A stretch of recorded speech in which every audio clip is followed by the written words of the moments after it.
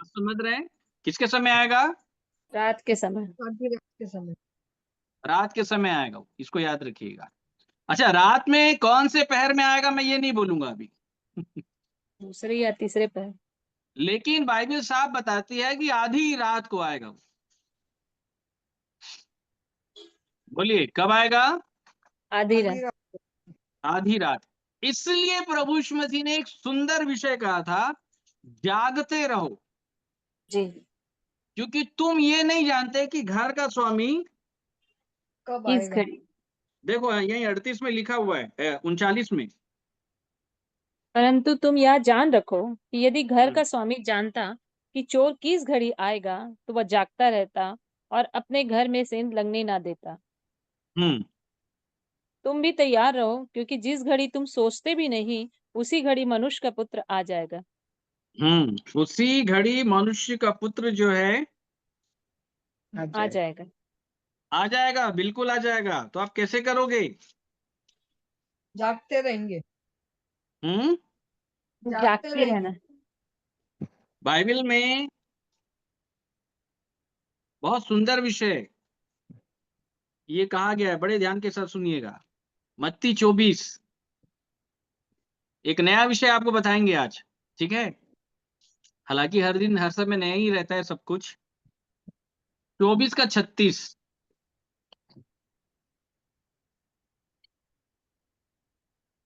उस दिन और उस घड़ी के विषय में कोई नहीं जानता, ना स्वर्ग के दूत और ना पुत्र, परंतु केवल पिता। बड़े ध्यान के साथ सुनना। उस दिन और उस घड़ी के विषय में नहीं जानता। कोई कोई नहीं जानता।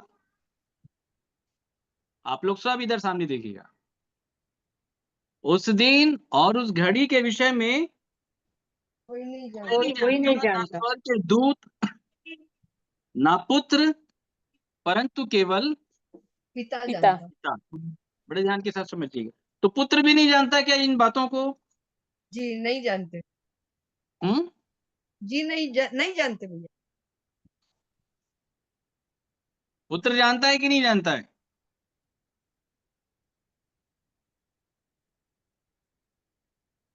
नहीं जानता, हम्म पुत्र भी नहीं जानता। पुत्र भी नहीं जानता। आज आपको एक नई बात बताते हैं इन विषयों को लेके, ठीक है? अब आपका उतरना बदल जाएगा। क्योंकि अब आप आइए, प्रेरितों के काम पहला अध्याय, सुनिएगा ध्यान से।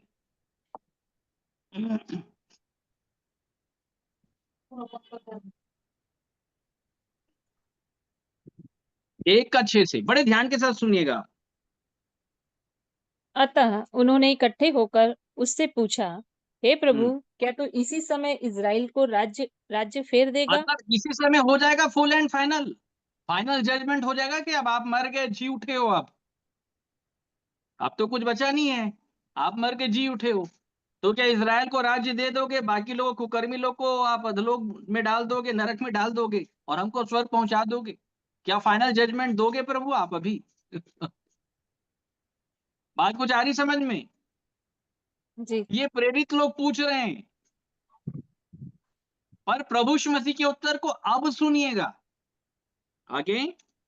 उसने उनसे कहा, उन हम्म, समयों या कालों को जानना जिनको पिता ने अपने ही अधिकार में रखा है, तुम्हारा काम नहीं। तुम्हारा काम नहीं है। सुनना बड़े ध्यान के साथ, तुम्हारा काम नहीं है।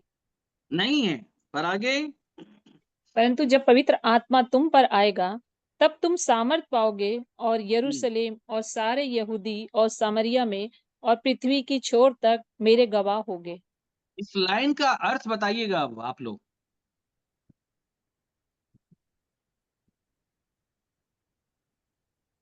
हम्म पवित्र आत्मा जब आएगा, हम्म उनकी सामर्थ, तब हम सामर्थ पाएंगे, तब ये जान पाएंगे। तब यहूदी और सामरी और पृथ्वी की छोर तक, मतलब हम प्रभु यीशु मसीह के गवाह होंगे। कुछ कुछ मेरे को लगा कि आप ठीक बोल दोगे, लेकिन कुछ कुछ बोले नहीं हो आप। मेरे को लगा कि बोल दोगे। पवित्र आत्मा ही हमें बताएगा ना, सामर्थ के द्वारा। हाँ, कुछ बात आ रही समझ में?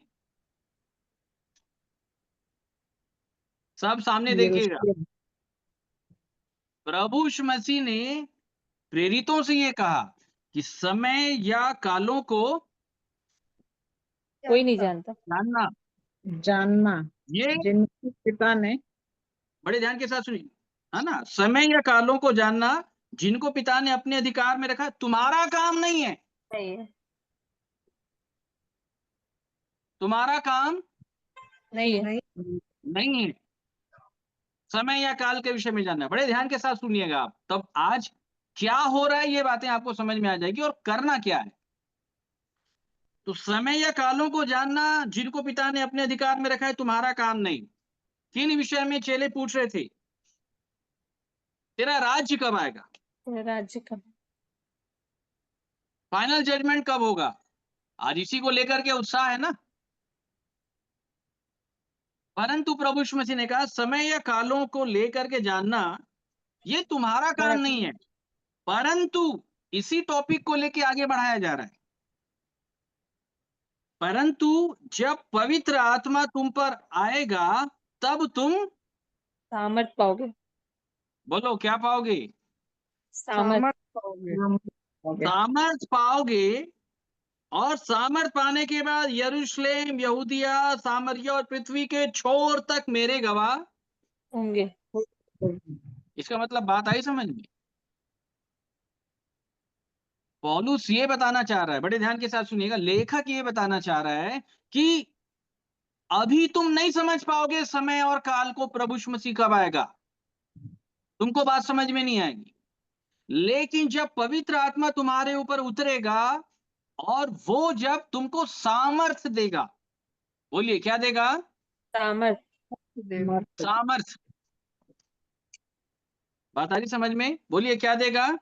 सामर्थ। सामर्थ हाँ, सामर्थ्य मतलब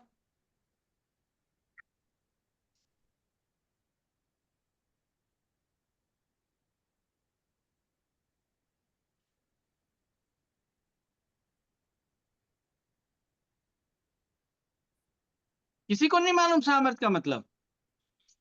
आप लोग भी बस वही ताली बजाने वाले ही सामर्थ्य समझते हैं लगता है। बस ताली बजाना, उछलना कूदना और वक्तागण आकर के जो कोट लहराते रहते हैं और हाथ लहराते रहते हैं और लोग जो अनबैलेंस होकर के एक दूसरे के ऊपर गिरते रहते हैं। अनुग्रह सब भैया, सामने कल देखिएगा। आप परसों बताए थे। क्या चीज? अनुग्रह आप बताए थे भैया। अब हर चीजों की तार अनुग्रह से तो नहीं जुड़ेंगे। भैया आज्ञाकारिता में चलने के लिए सामर्थ।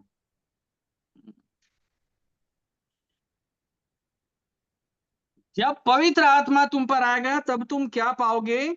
सामर्थ। सामर्थ।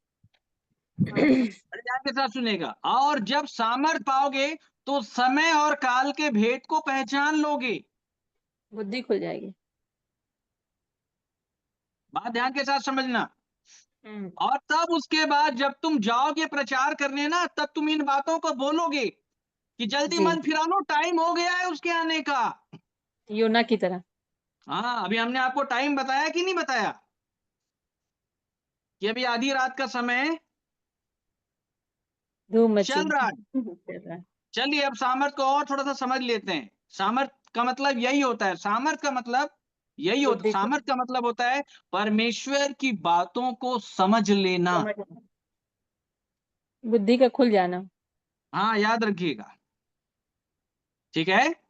अगर जी। सामर्थ नहीं आई ना, देखो छोटा सा बच्चा एक होता ना कि बड़ी बात कुछ बोल दो तो उसको समझने के लिए ऐसे करता है, बहुत दिमाग मतलब यहाँ पे बहुत प्रेशर डालता है। तो अपन क्या बोलते हैं, बस बस बस हो गया, बस ज्यादा सोचने की जरूरत नहीं है, दिमाग फट जाएगा तुम्हारा, जी। क्योंकि वो पावर है ही नहीं तुम्हारे पास अभी। अब आ जाते हैं इफिसियों 3 में, वहां समझ लीजिए सामर्थ को। इफिसियों 3:16।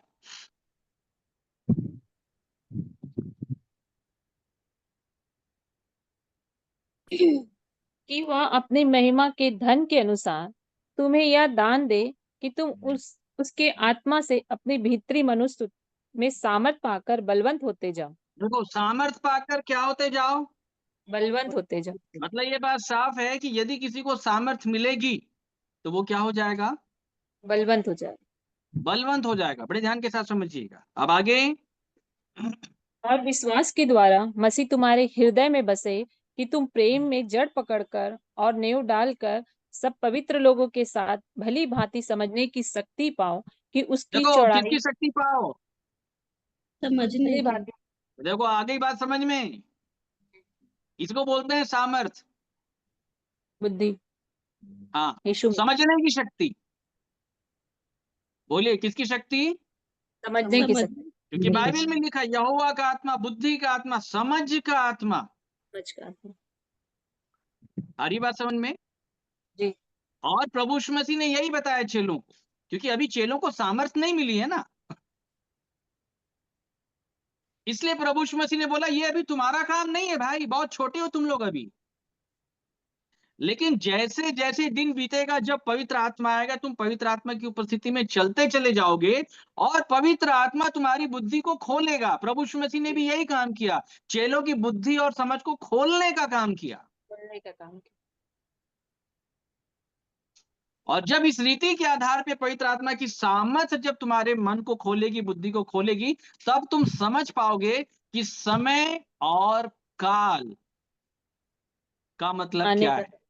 जान पाएंगे। ये एक चीज मैं आपको बता देता हूं, बड़े ध्यान के साथ सुनिएगा। मोदी जी ने नोटबंदी किया, ठीक है, कौन से सन में हुआ था? 21 शायद 2016 के आसपास की बात है। हाँ वही बोल रहा हूँ, नहीं। 16-17 के आसपास की बात है, ठीक है। उस समय नोटबंदी किया गया, बड़े ध्यान के साथ समझिएगा, जी जी। ठीक है।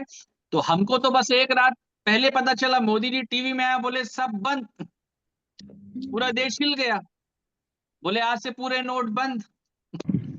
सब लोग जाकर के अपने अपने नोट का खर्चा करना चालू कर दिया, उनको एक रात पहले पता चला, ठीक है। सोनार दुकान में भीड़ थी। हाँ सोनार दुकान में बहुत भीड़ थी। हाँ हाँ। अब स्त्रियां गई ना वहां पे अपना उनको लगा भाई पैसा दे दो सोना हम ले लें करके। तो बात आ रही समझ में। लेकिन जो मोदी जी के जो करीबी थे, उनको 4-6 महीना पहले ही मोदी जी ने ये प्लान बता दिया कि मैं नोटबंदी करने वाला हूँ। अपने करीबी लोगों को, बड़ी ध्यान के साथ समझिएगा। ठीक उसी प्रकार इस युग में भी जो परमेश्वर की निकटता में उसके प्रेरित हैं, परमेश्वर उनको बिना बताए नहीं आएगा भाई साहब। बाइबल में ऐसी थ्योरी है ही नहीं। यस। बात आ रही समझ में? जी। परमेश्वर ने बार बार ये कहा है कि मैं कोई भी काम करूंगा, अब्राहम को बताऊंगा फिर करूंगा। फिर यहोवा कोई भी काम करता है तो वो उसको अपना मर्म जो है अपने दासों के ऊपर बिना प्रकट किए काम नहीं करता है। निनवे ये नगर को बात नाश करने वाला था, नाश किया क्या? नहीं किया। योना को नहीं। भेजा ना, योना को बताया ना नाश करूंगा, तो किसको जी। मालूम था? योना को। योना को मालूम था कि निनवे नगर नाश होने वाला है, बाकी किसी को नहीं मालूम था। बात आई समझ में? और उसने योना को तैयार करके भेज दिया कि जाके निनवे नगर में प्रचार कर, मैं यहाँ पे सब मैं नाश करने वाला हूं। आई बात समझ में? ठीक उसी प्रकार आज के समय के ऊपर भी परमेश्वर ने, जैसे हम और हम में से ऐसे कुछ और भी लोग हैं जो विश्व के ऊपर जिनको परमेश्वर ने तैयार किया है, हम इस बात का ही प्रचार कर रहे हैं कि टाइम इज ओवर। बता रही समझ में? हम आपको जगाने के लिए आए हैं, और ये बोलने के लिए, ये बिल्कुल नहीं समझना कि वो डेली डेली चलता रहेगा जूम मीटिंग में, बार बार बोल रहा हूं, बिल्कुल नहीं। आप जाग जाओ भाई साहब, क्या हो जाओ? जाग जाओ। जो जाग गए इस प्रचार के द्वारा, वो 5 बुद्धिमान कुमारियों के साथ हमेशा के लिए जुड़ेंगे ना, हमसे हमेशा के लिए जुड़ेंगे ही। परमेश्वर जोड़ेगा ही, याद रखिएगा, जोड़ेगा ही। चाहे वो भारत देश के किसी भी कोने में मौजूद हैं, वो जोड़ेगा परमेश्वर। और उस विश्वासी को जीवन के वचन की कोई भी कमी घटी नहीं होगी। होने। ये इंतजाम परमेश्वर ने किया है। वो हम में से होकर के पहुंचाएगा, भले कैसे भी पहुंचाएगा लेकिन पहुंचाएगा। आप जुड़े रहेंगे, ये मैं आपको बता दे रहा हूं, खुले रूप में मैं आपको बता दे रहा हूं। बात समझ रहे हैं आप? जी। तो यही प्रचार करने के लिए हम निकले हैं, यहूदिया से लेके सामरिया तक, पृथ्वी के इस छोर से लेके और उस छोर छोर। तक हम बताने के लिए आए हैं कि समय अब पूरा हुआ। परमेश्वर का पुत्र भी जब प्रचार करना जब आरंभ किया, जब आया लोगों के पास, उसने क्या कहा? समय पूरा हुआ, समय मतलब पूरा हुआ। पूरा समय पूरा हो गया है। अब ज्यादा टाइम नहीं बचा है, बस 2 से 3 दिन का टाइम बचा है। समय पूरा हो गया, मेरे आने का समय पूरा हो गया। जी। बात आई समझ में? प्रभु यीशु मसीह क्या करने के लिए आया था जब उसने कहा समय पूरा हो गया? उसने ये कहा अपनी गवाही के विषय में कि मैं ये गवाही देने के लिए आया हूं कि जगत के काम बुरे हैं। अरे, इसलिए प्रभु यीशु मसीह ने ये बताया कि जो मेरा समय चल रहा है, मैं तुम्हारे काम को बताऊंगा, तुम्हारे काम कितने बुरे हैं। अपने काम को दिन रहते हुए सुधार लो, मन फिरा लो, तो बच जाओगे, नहीं तो तुम्हारा मरना तय है। है। आ रही बात समझ में? ये प्रभु यीशु मसीह ने कह दिया समय पूरा हुआ। आज हम भी जब प्रचार करने के लिए निकले हैं तो हम ये बता रहे हैं कि मेरे प्रियो समय पूरा हो गया है। बात आई समझ में? जी भी। जहां जहां इस प्रकार की बातें नहीं है, जीवन की बातें नहीं है, जीवन की सच्चाई नहीं है, परमेश्वर के वचन का सही प्रकाशन नहीं है, निकल जाओ। क्या हो जाओ? निकल जाओ। निकल जाओ, दूर ये हो जाओ, सीधी अलग हो और जाओ। साफ बात है, इसको याद रखिएगा, क्योंकि वचन ये कहता है 2 कुरिन्थियों 6:16 में, इसलिए परमेश्वर कहता है उनके बीच में से निकलो तो मैं निकल। तुम्हें ग्रहण करूंगा।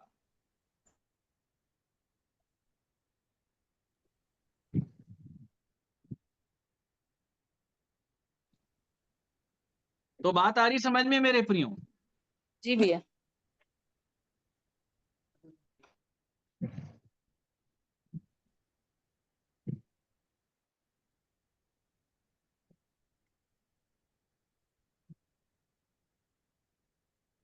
तो बात आ रही है मेरे प्रियो समझ में? जी भैया। तो जब पवित्र आत्मा आएगा तो तुमको सामर्थ्य देगा। क्या सामर्थ्य देगा? कि तुम परमेश्वर की भेद की बातों को समझ पाओ। सामर्थ्य का नाम यही है, याद रखिएगा। जी। ठीक है, अब आइए मैं कुछ लोगों से आपको मिलाता हूं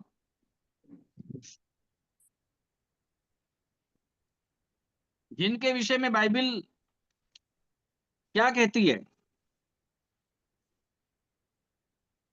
एकदम क्लियर कट प्रकट हो जाता है। निकालिए पहला थिस्सलुनीकियों 5वां अध्याय।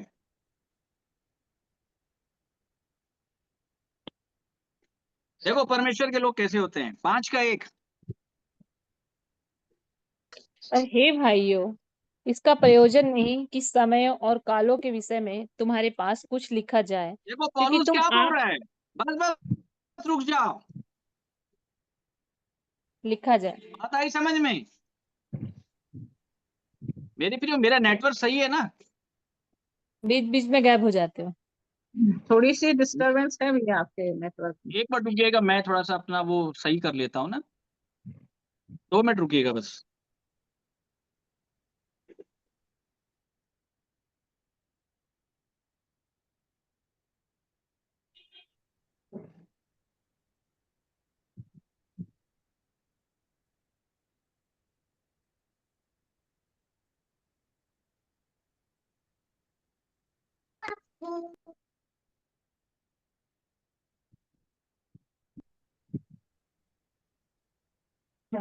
चलिए, अब सही है। जी भैया। देखिए पौलुस जो है थिस्सलुनीकियों की कलीसिया को क्या बोल रहा है कि इसकी आवश्यकता नहीं है कि समयों या कालों के विषय में तुम्हारे पास कुछ लिखा जाए, मतलब तुम ऑलरेडी जानते हो। मतलब ये बात साफ है कि थिस्सलुनीकियों की जो कलीसिया है वो सामर्थी कलीसिया है। जी। बात आई समझ में? जी भैया। बात आ रही ना समझ में आप लोग? जी। और आगे क्या लिखा है? कैसे हैं ये लोग? आगे। क्योंकि तुम आप ठीक जानते हो कि जैसा रात को चोर आता है, वैसे ही प्रभु का दिन आने वाला है। देखो उन लोग भी एकदम तैयार हैं। जी। बात आई समझ में? जी भैया। हाँ, अब ये याद रखना, हम लोग के पास ये वाली सामर्थ्य है, बाइबिल वाली, और बाकी वो वाली नहीं है जैसे लोग कर रहे हैं आज। बात आ रही समझ में मेरे प्रियो?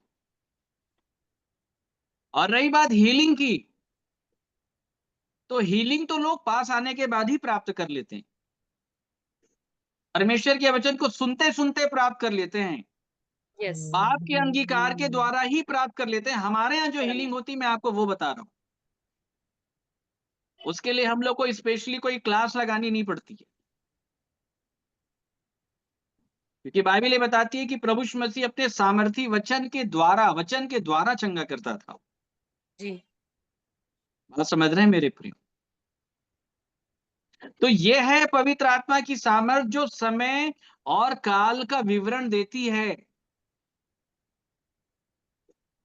और इसलिए पौलुस थिस्सलुनीकियों की कलीसिया को ये बोल रहा है कि तुम्हारे पास लिखने की आवश्यकता नहीं है, क्योंकि तुम लोग आप जानते हो, क्योंकि जी। जो थिस्सलुनीकियों के जो लोग हैं वो सामर्थी लोग थे।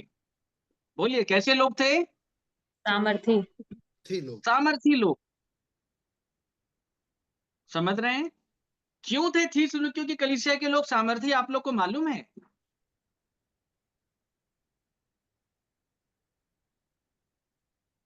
विश्वास, प्रभु के पर विश्वास, परमेश्वर के आप लोग बताइए, थिस्सलुनीकियों की कलीसिया के लोग सामर्थी क्यों थे? वचन पर विश्वास करते थे। अच्छा, अगर मेरे सामने थिस्सलुनीकियों की कलीसिया बैठी होती ना, तो इतना बोलना नहीं पड़ता हमको। बात आप समझ रहे हो आप? जी भैया। क्योंकि वो पवित्र सबको आत्मा जानने वाली सामर्थ्य कलीसिया है। विश्वास, हाँ, परमेश्वर के विश्वास और सच्चाई को जानने वाली कलीसिया। आज्ञाकारिता में चलने वाले। थिस्सलुनीकियों की जो कलीसिया थी वो सामर्थी कैसे बनी थी? आप लोग बड़े ध्यान के साथ सुनिएगा इस वचन के भेद को, और पैर के नीचे से जमीन खसकने के बराबर है ये विषय। अब हमारे साथ निकालें पहला थिस्सलुनीकियों पहला अध्याय,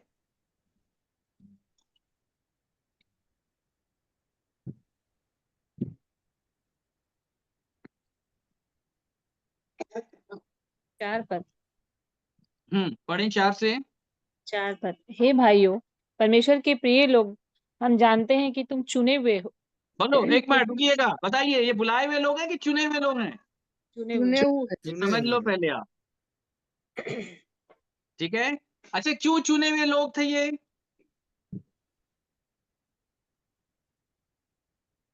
सब सामने देखिए। क्योंकि परमेश्वर का अनुग्रह हुआ था उन पर। क्यों चुने हुए थे? आगे आगे कारण बता रहा है पौलुस, समझिएगा ध्यान से। क्योंकि हमारा सुसमाचार देखो तुम्हारे पास। चुने हुए हो क्यों की मतलब वो ये बता रहा है कि तुम चुने हुए क्यों हो। समझना, अच्छा अच्छे से पढ़ना, फिर मैं आपसे पूछूंगा अभी। क्योंकि हमारा, हमारा सुसमाचार देखो क्या बोल तुम्हारे। रहा है पौलुस, ये बता रहा है तुम चुने हुए क्यों हो, क्योंकि मैं जो सुसमाचार लेकर के आया हूं, सुना रहा हूं, कि हमारा सुसमाचार तुम्हारे पास न केवल शब्द मात्र ही में ना केवल शब्द मात्र ही में, वरन सामर्थ और पवित्र आत्मा में और बड़े निश्चय के साथ पहुंचा है। आप लोग क्या क्या सुने हैं, अब बताओ आप।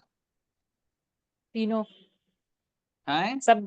शब्दों से भी सुने, सामर्थ से भी सुने, पवित्र हम्म आत्मा वो भी इस चीज को भी देख रहे हैं, और निश्चय के साथ भी पहुंचा है, क्योंकि आप एकदम अधिकार के साथ बताते हो।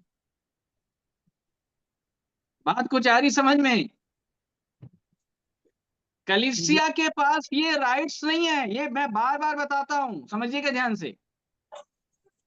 पौलुस ये बता रहा है कि तुम चुने हुए हो। क्यों चुने हुए हो? बोले मेरे सुसमाचार के कारण बोल रहा है, जो परमेश्वर ने दिया है। बोलता है क्योंकि हमारा सुसमाचार तुम्हारे पास, सुनिएगा, तुम्हारे पास ना केवल शब्द मात्र में। मतलब सुसमाचार जब पहले सुनाया जाता है तो किसमें सुनाया जाता है? शब्द। बस बस रुकिएगा। कैसे सुनाया जाता है? शब्दों में। मात्र शब्द में। बोलिए किसमें सुनाया जाता है? शब्द में। शब्द में। शब्द में। आई बात समझ में? जी। आप लोग अभी तक कितने वैरायटी में सुने?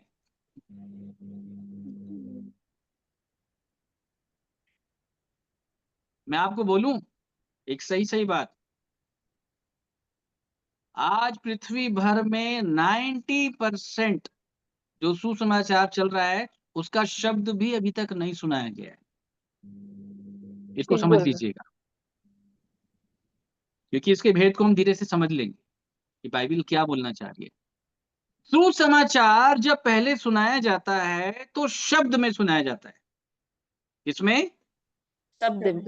याद रखिएगा, शब्द के बाद वो सामर्थ। सामर्थ्य में कन्वर्ट होगा। बोलिए किसमें? सामर्थ में। ठीक है, हमारा सुसमाचार तुम्हारे पास ना केवल शब्द मात्र ही में वरन सामर्थ्य में भी और पवित्र आत्मा में, और फिर उसके बाद बड़े निश्चय बड़े निश्चय के साथ साथ पहुंचा। पहुंचा। बस रुक जाएं। किसने पहुंचाया? पौलुस ने। प्रेरित ने। कैसे पहुंचाया बताओगे आप?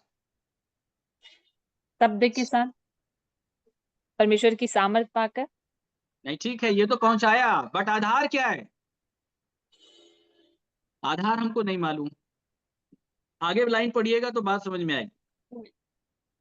हम जैसा तुम जानते हो कि हम तुम्हारे लिए तुम्हारे बीच में कैसे बन गए थे। बस ये बोल रहा है कि मैं तुम्हारे बीच में कुछ बन गया था, इसके कारण सुसमाचार तुम्हारे पास केवल शब्द मात्र में नहीं, वो सामर्थ्य में कन्वर्ट हुआ, पवित्र आत्मा में कन्वर्ट हुआ, और फिर उसके बाद में जो है बड़े निश्चय में कन्वर्ट हुआ। और इसे मैं सामर्थ्य में, शब्द में, सामर्थ्य में और पवित्र आत्मा में और बड़े निश्चय में कन्वर्ट करने के लिए मैं तुम्हारे बीच में कुछ बन गया था। बात कुछ आ रही समझ में? कलीसिया के पास सुसमाचार शब्द मात्र में केवल नहीं, शब्द के साथ, सामर्थ के साथ, पवित्र आत्मा के साथ और बड़े निश्चय के साथ तब पहुंचेगा जब प्रेरित होगा कोई, और वो जी। कलीसिया के बीच में एक भूमिका, एक रोल वो अदा पूरा करेगा। करेगा। यस। है ना बाइबिल भेद की बात? जी। ऐसे बाइबिल ट्रेनिंग करने से नहीं हो जाएगा, ये रोल पूरा करना पड़ेगा, इसको याद रखिएगा। तो क्या रोल पूरा किया था पौलुस ने? मैंने बहुत कुछ बताया है आप लोग। प्रेरित का। क्या रोल था प्रेरित का? दुख उठाते हुए बन गया था वो। हमारे लिए क्लेश और दुख उठाया। पौलुस ने बताया कि जितनी भी चीजें तुम्हारे साथ हुई है, सुसमाचार शब्द में, सामर्थ में, पवित्र आत्मा में और बड़े निश्चय के साथ पहुंचा है, जैसा कि तुम जानते हो कि हम तुम्हारे बीच में कैसे बन गए। बन गए थे, बनने के कारण पहुंचा है। प्रभु यीशु मसीह ने क्या कहा? जब लोग तुमसे कहेंगे स्वर्ग के राज के बारे में, जब फरीसी पूछ रहे थे, है ना, तो प्रभु यीशु मसीह ने क्या उत्तर दिया? स्वर्ग का राज्य दृश्य रूप में नहीं आता। हमारे बीच में। बताइए समझ में? दृश्य रूप में नहीं आता कि लोग कहेंगे देखो यहां है, या लोग कहेंगे देखो वहां है। परंतु मैं कहता हूं कि स्वर्ग का जो राज्य है वो तुम्हारे, बीच बीच में। बोलिए कहाँ है? बीच में। हमारे बीच में। हाँ, बीच में। जब चेले आपस में बहुत लड़ाई झगड़े करते रहते थे ना, हम में से बड़ा कौन, हम में से बड़ा कौन, हम में से बड़ा कौन, तब बाइबल में एक प्रभु यीशु मसीह ने एक वाक्य उनको करके दिखाया वहां पे, प्रैक्टिकल रूप में। क्या करके दिखाया था? उसने एक बालक को लिया और बीच में लाकर खड़ा किया, लिखा है। कहाँ लाकर? बीच में। हाँ, बात आई समझ में? जब तक तुम इस बालक के समान नहीं बनोगे, बीच में नहीं आओगे, इसको प्रभु यीशु मसीह ने बताया पूरी रीति से फिरना। जब तक तुम ना फिरो इस बालक के समान, बीच में तुम ना आओ, स्वर्ग का राज तुम्हारे लिए नहीं। तो हम तुम्हारे बीच में कैसे बन गए थे? तो क्या बन गए थे वो?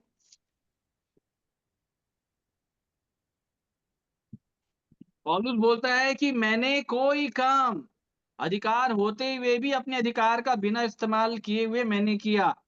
अधिकार का इस्तेमाल मैंने नहीं किया, ऐसा नहीं कि मेरे पास अधिकार नहीं था, परंतु हम अपने आप को क्या ठहराए तुम्हारे लिए? आदर्श।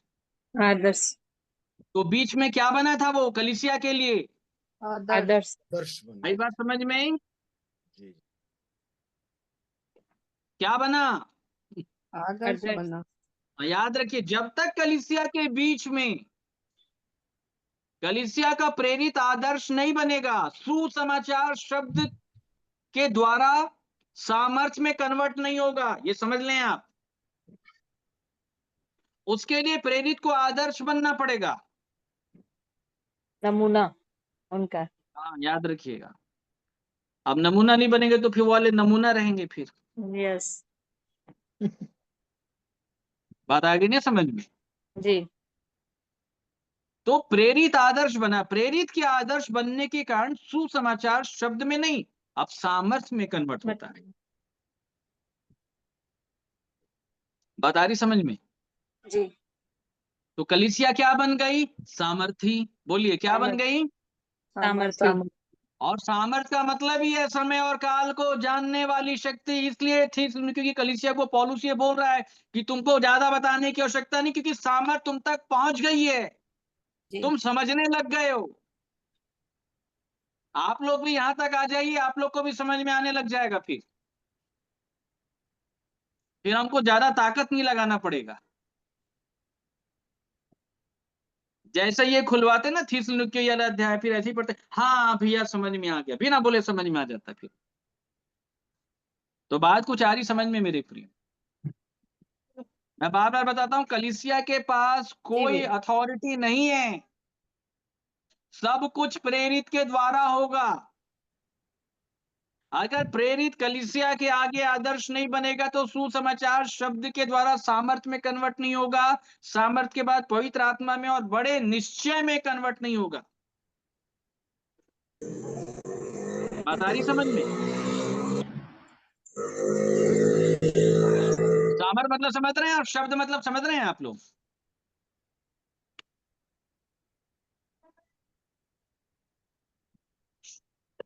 चलिए अब आप लोग बताइए, सुसमाचार अभी कौन से टाइप में आप तक पहुंचा है?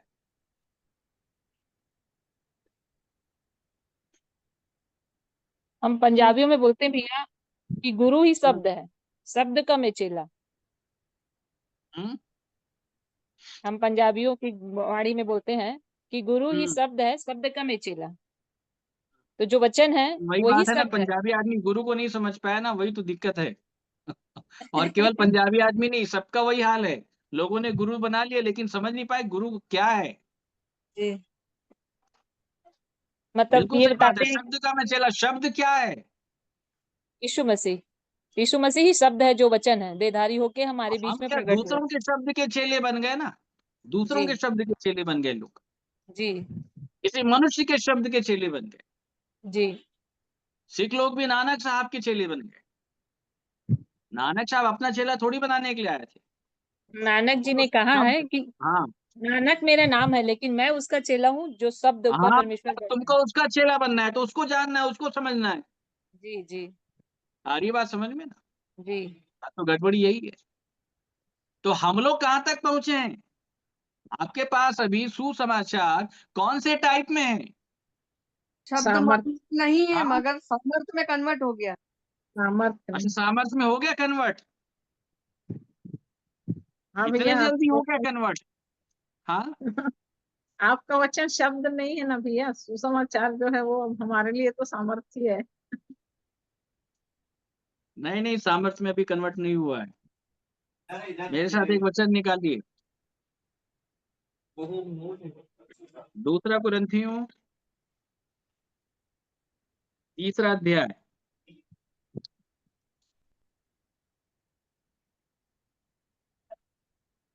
दूसरा कुरिन्थी, तीसरा अध्याय 5वां वचन। यह नहीं कि हम अपने आप से इस योग्य है कि अपने ओर से किसी बात का विचार कर सके, पर हमारी हाँ। योग्यता परमेश्वर की ओर से है, हम्म।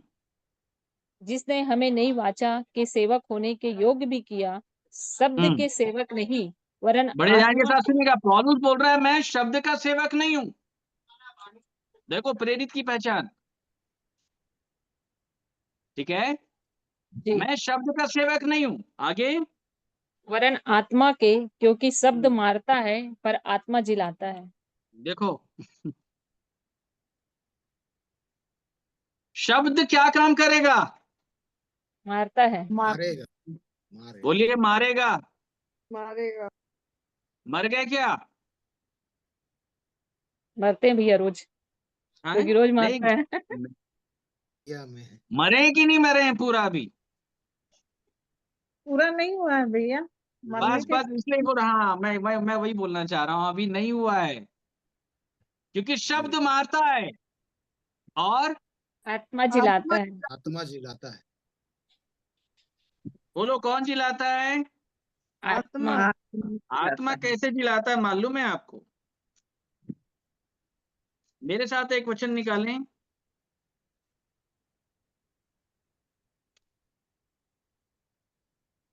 कुलुस्सियों की पत्री, दूसरा अध्याय,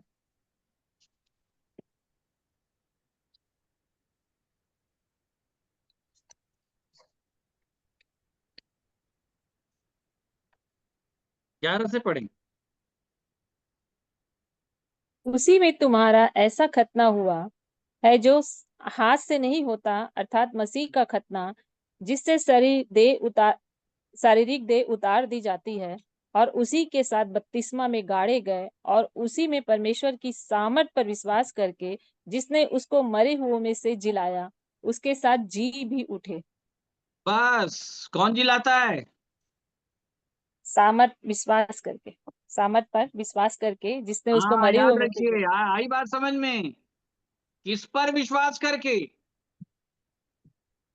समर्थ पर विश्वास। सामर्थ परमेश्वर पर, सामर्थ पर, परमेश्वर की सामर्थ पर विश्वास करके। सामर्थ पर विश्वास करके जिसने मसीह को जिलाया वो तुमको भी जिला दिया। तो जी सामर्थ जी जिलाने का काम करेगी। बोलिए, जी, जिलाने का। जिलाने का सुसमाचार का जो काम पहला भाग है वो है शब्द, और सब शब्द मारेगा भाई। यस। जी अभी आप जहां जहां कहीं भी गए ना, वहां पे मारने वाली सेवा ही नहीं है। जी आप इधर आए हो, हम तो मारेंगे। यस। शब्द मारेगा आपको। बोलिए क्या करेगा? मारेगा। शब्द मारेगा। हाँ, इसको याद रखिएगा, तभी शब्द का काम ही है। तभी तो योना बोला ना, नासवान वचनों को कौन सुनेगा। मैं नहीं शब्द जाऊंगा। मारेगा आपको। बोलिए क्या करेगा? शब्द मारेगा। मारेगा। और शब्द आपको इतना मार देगा, अब्राहम की समानता में ले आएगा। बड़े ध्यान के साथ सुनिएगा, सब इधर देखिएगा, किसकी समानता में ले आएगा? अब्राहम। अब्राहम। अब्राहम की की समानता में ले आएगा। शब्द निर्बल बना देगा, दुर्बल बना देगा, मरियों की समानता में ले आएगा, अब्राहम के समान ले आएगा, मसीह के समान ले आएगा, पौलुस के समान ले आएगा, सबके समान ले आएगा। और जब शब्द आपको मरे हुए की समानता में लाके जब लेटा देगा ना, तो परमेश्वर अपनी सामर्थ्य से आपको जिला देगा। जिला देगा। तो अब देखिए, सुसमाचार का दूसरा पार्ट है फिर जिलाया जाना। आई बात समझ में? जी। और ये जिलाया जाना तब होगा जब आप मरोगे। बोलो क्या करोगे? मरेंगे जब। मरेगा। तभी मरेंगे। खिलाया जाए। आई बात समझ में ना?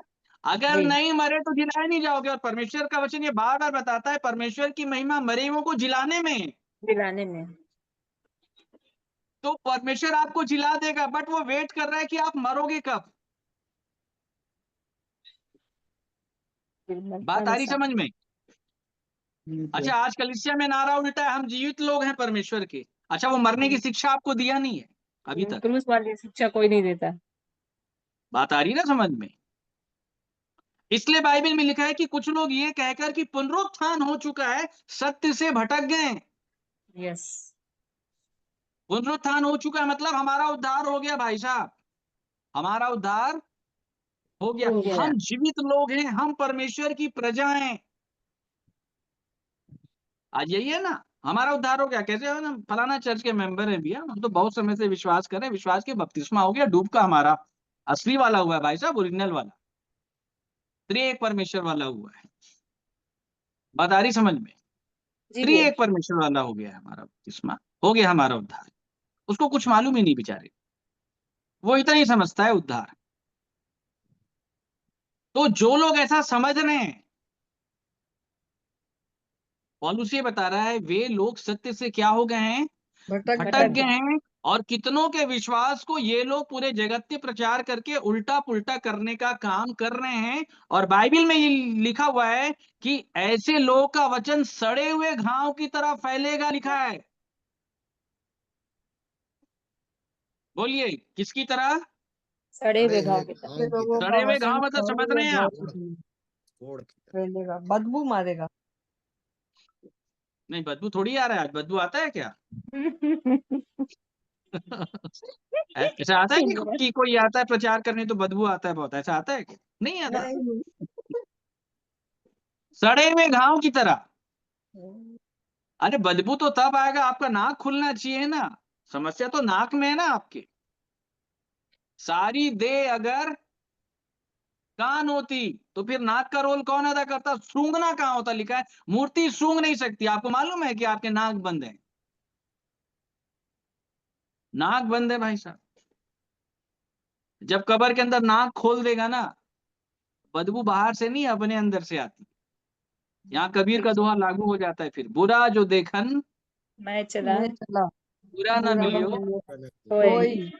नहीं, जो दोहा आप कितना अच्छा याद है दे हमको, बताइए आपने मुझसा बुरा कितना अच्छा दोहा हमको याद है। जो इसी को आत्मसात कर लीजिए। चित्त ढूंढा आपने। जो देखा मैं आपने मेरे मुझसे से बुरा बुरा और कोई कोई। नहीं। अरे परमेश्वर का वचन दर्पण में जब आप देखने लग जाओगे ना, यकीन मानो छाती पीटोगे। और फिर उसके बाद याद रखिएगा, आपको दूसरा हर एक एक विश्वासी अच्छा लगने लग जाएगा आपसे। जो फिलिपियो में लिखा है ना, कि तुम में से हर एक एक जन दूसरे को अपने आप से क्या समझे? बेहतर। अच्छा समझिए। अच्छा। बेहतर समझे, अच्छा समझे। बात आई समझ में? तब दूसरा आपको अच्छा लगने लग जाएगा। क्यों अच्छा लगने लग जाएगा? क्योंकि आप ऐसे प्राणी हैं जिसने परमेश्वर के वचन के दर्पण में अपनी सारी बीमारियों को आपने देख लिया। तो देख दूसरा लिया। आपको लगेगा भाई मैं ज्यादा बीमार हूं, ये कम बीमार है, मेरे से अच्छा है बेचारा। ये स्वभाव ऑटोमेटिक आ जाता है। नहीं तो जी। ऐसा कैसे संभव है कि आप दूसरे को अपने आप से अच्छा कैसे समझेंगे? आप कैसे बोलेंगे कि दूसरा मेरे से बेस्ट है? हर किसी व्यक्ति को देख करके आप कैसे बोलेंगे कि ये मेरे से बेस्ट है? लेकिन प्रेरित बोलता है ऐसा, प्रेरित ही बोलता है। आई बात समझ में? जी। इसका उदाहरण मैं आपको बता रहा हूं, क्यों बोलता है इसका भी कारण मैं बता रहा हूं। हम गए डॉक्टर के पास, वैद्य प्रभु यीशु मसीह है, सुनिएगा बड़े जी। ध्यान के साथ। अब मैं चला गया डिस्पेंसरी में उसके पास अंदर, समझिएगा ध्यान से। आप सभी अभी वेटिंग हॉल में बाहर हो, उसके कंपाउंड के अंदर आप लोग आ गए हो, आप लोग भी इलाज कराने के लिए आओ। बस फर्क इतना है मैं आपसे पहले आ गया हूं। बड़े ध्यान के साथ समझिएगा, ठीक है? अब जब मैं अंदर इलाज करवा रहा हूं ना, तो परमेश्वर मेरा पूरा इलाज करके मुझे बता दिया कि क्या क्या प्रॉब्लम है। तो मैं देख लिया कि सर के बाल से लेके पैर के नख तक कुछ भी अच्छा, नहीं है। नहीं। कुछ भी अच्छा नहीं है प्रभु। बड़े ध्यान के साथ समझिएगा। अब जब मैं बाहर आऊंगा, जो मुझे मसीह ने दर्पण में दिखा दिया है, चेकअप करके सब बता दिया है, अब जब मैं बाहर आऊंगा तो मेरे को बेला सिस्टर मेरे से अच्छी लगेगी, मुझे निशा सिस्टर अच्छी लगेगी। क्यों अच्छी लगेगी? क्योंकि भाई ये लोग तो अच्छे हैं। मैंने अपना इलाज कराने के लिए, मैं जब यहाँ पे आया मैंने अपनी दशा देख ली। तो ये तो मेरे से अच्छे हुए ना, क्योंकि मैं तो जान लिया कि मैं संपूर्ण बीमारी से ग्रसित हूं, इनका अभी प्रकट नहीं है, तो ये लोग जी। अच्छे हैं ना मेरे से। बात आ रही कि नहीं समझ में? जी। आ रही है आप भैया। डॉक्टर के पास जाइए, डॉक्टर अगर बोल रहे आपको कि 4 दिन के बाद जो है आप निकल लोगे यहाँ से, उसके बाद बाहर आके हर पेशेंट आपको अपने आप से अच्छा दिखाई देगा, देगा कि नहीं देगा? देगा। कॉन्सेप्ट ये है यहाँ। तब आप पापियों से प्रेम करेंगे, जो प्रभु यीशु मसीह ने बताया ना, अपने समान प्रेम, ये है उसका फॉर्मूला। जब लड़के वाले मांस और लहू के भागी थे तो वह उनके समान हो गया। वो हर एक एक पापी व्यक्ति की फीलिंग्स को बहुत अच्छे से समझता है, क्योंकि वह आप उनके समान निर्बल हुआ है। आप निर्बल हो जाए, सबसे प्रेम हो जाएगा मेरे प्रियो। यकीन मानिए, यकीन मानिए, ये स्वभाव हमको मिला परमेश्वर की ओर से। जब हम इस परिस्थिति में आ गए तब ये स्वभाव मिला। आज से कुछ वर्ष पहले जब मैं उस वचन को पढ़ता था तो मैं ये कहता था, पिताजी ऐसा कैसे संभव है कि मैं कैसे मान लूं दूसरे व्यक्ति को कि वो मेरे से अच्छा है, क्योंकि मैं जान रहा हूं ना वो वचन जानता है ना समझता है। और मैं तो जान रहा हूं, मैं समझ रहा हूं, मैं प्रचार कर रहा हूं, तो मैं उसके सामने अपने आप को मैं कैसे मान लूं कि मैं कम हूं और वो ज्यादा है? ऐसा तो हो ही नहीं सकता। लेकिन जब मसीह ने बताया ना अनुभव में लाने के बाद, तो यकीन मानिए सब मेरे को अच्छे लगने लग गए, क्योंकि मैं वो प्राणी ठहरा जिसने परमेश्वर के दर्पण में अपने आप को देख लिया, अपनी नंगाई को देख लिया। सब अच्छे लगने लग गए मेरे प्रियो, सब अच्छे लगने लग जाते। बात आ रही समझ में? जी भैया जी। और तब इस आधार पे जो है सारी चीजें अच्छी लगने लग जाती, सबसे प्रेम हो जाता है। लिखा है, ऐसे लोग का वचन सड़े हुए घाव की तरह फैलता चला जाएगा। किसकी तरह? सड़े हुए सड़े हुए घाव। घाव के समान हाँ, मैं फैलता सड़े हुए चला घाव का जाएगा। मतलब मैं आपको बताना चाह रहा था। सड़े हुए घाव की तरह मतलब सड़ा हुआ जो घाव है बहुत तेजी के साथ फैलता है। कैसे फैलता है? तेजी से। तेजी के बहुत साथ तेजी के अब साथ। फैलता है। बहुत लोगों की मिनिस्ट्री आपको ऐसी दिखेगी, 5 साल में आए और एकदम इंटरनेशनल बन गए, 2-4 साल में भी आए और भयंकर बढ़ गए। आपको बहुत लोग ऐसे मिल जाएंगे जी भैया जी। जो 5-10 सही साल में ही आकर के फिर हिंदुस्तान में और बाहर भी तहलका मचा रहे हैं। बड़े ध्यान के साथ सुनिएगा आप ये बातें। ऐसे लोग का वचन सड़े हुए घाव की तरह फैलेगा, लिखा है। और उनमें से हिमेनियुस और सिकंदर दोनों एक हैं। इनको मैंने आउट कर दिया है, गेट आउट कर दिया, पौलुस में बोलता है, क्योंकि ये लोग वही हैं जो खुद भी उल्टा पुल्टा हो गए, लोगों के विश्वास को भी उल्टा पुल्टा कर रहे हैं। क्या कह के कि पुनरुत्थान हो चुका है। पुनरुत्थान, हो चुका है। हो चुका है। जबकि पौलुस बोल रहा है ऐसा नहीं है भाई, जिनका नहीं हुआ उनको क्यों बोलेंगे हो गया है। आज तो बाहर से कोई भी स्पीकर आता है तो वो यही कह देता है कि आपका पुनरुत्थान हो चुका है। वो कौन होता है बोलने वाला कि पुनरुत्थान हो चुका है? Who are you? क्या राइट्स है आपके पास?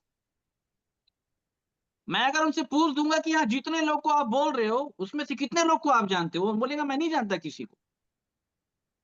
जो सुनने वाले लोग बैठे, मैं उनसे भी पूछूं क्या इसको जानते हो, तो वो भी आप भी यही बोलोगे हम नहीं जानते इसको, हमने बस केवल मोबाइल में इसकी शक्ल देखी है और मोबाइल में हमने इसके प्रचार को सुना है। बट व्यक्तिगत ये कौन है, नहीं जानते। व्यक्तिगत हम नहीं जानते। जो आपको बरगला के जा रहा है ना आप उसको जानते हो ना वो आपको जानता है। और प्रभु यीशु मसीह ने क्या कहा? मेरी भेड़ें मुझे जानती है, मेरे पीछे चलती है, मेरे साथ रहती है, मेरे साथ बैठती है, मेरे साथ बात करती है, मैं उन्हें जानता हूं। क्या प्रभु यीशु मसीह हर आराधनालय में जाकर के ये शब्द इस्तेमाल करता था कि तुम परमेश्वर की प्रजा हो, तुम परमेश्वर के लोग? कहीं नहीं पाओगे आप सबको उसने डांट लगाई है। यही चल रहा है भोर, ऊंचे शब्द से आशीर्वाद देने का काम चल रहा है। ये सब श्राप गिना जाएगा, देने वाले के लिए भी और लेने वाले के लिए। बात समझ में आ रही है मेरे प्रिय? इनका वचन सड़े हुए घाव की तरह बड़ी तेजी के साथ फैलेगा, पौलुस ने बताया। और ये कौन से कैटेगरी वाले लोग हैं? पुनरुत्थान हो चुका है। आज 95% प्रचार में आपको ये मिलेगा, हमारा उद्धार हो चुका है। अब उससे पूछो पाप क्यों करता है,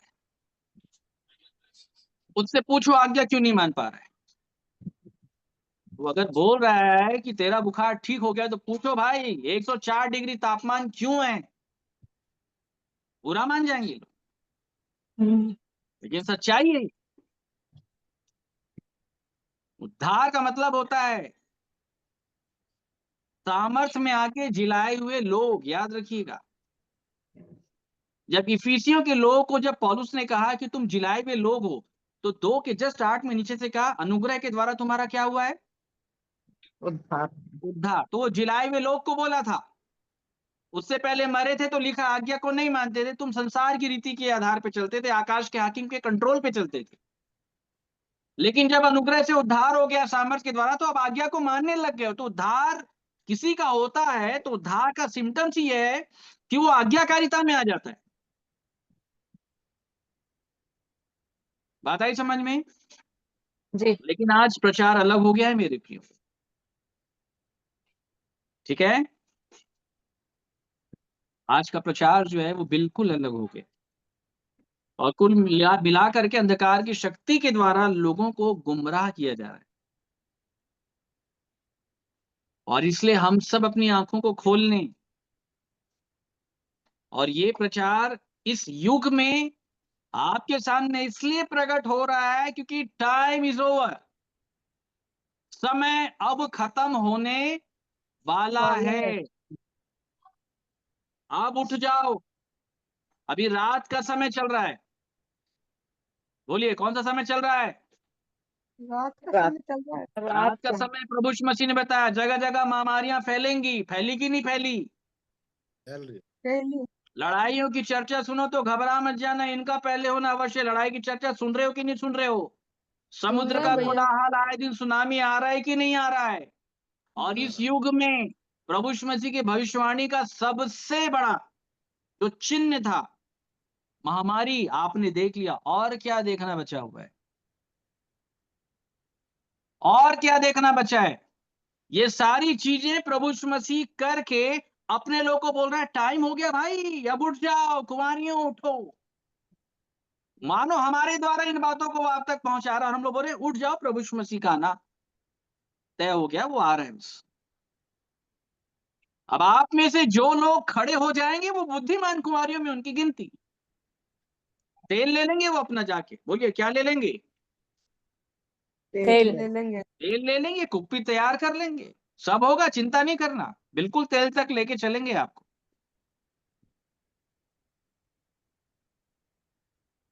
समझ रहे हैं आप? बिल्कुल हाथों में मशाल लेंगे हम लोग। क्या लेंगे? मसाल। मसाले। लेंगे, हमारे साथ लेंगे। बिल्कुल लेंगे भैया। ये है जीवित कलीसिया का दर्शन, ये है। याद रहे, हाथ में मशाल लेके चलते हैं। क्या लेके चलना? मसाल। मसाल लेके चलना। मशाल। मशाल मतलब समझ रहे हैं आप लोग? पवित्र आत्मा। मशाल जो है वो युद्ध के लिए पूरी रीति से तैयार होने का चिन्ह है।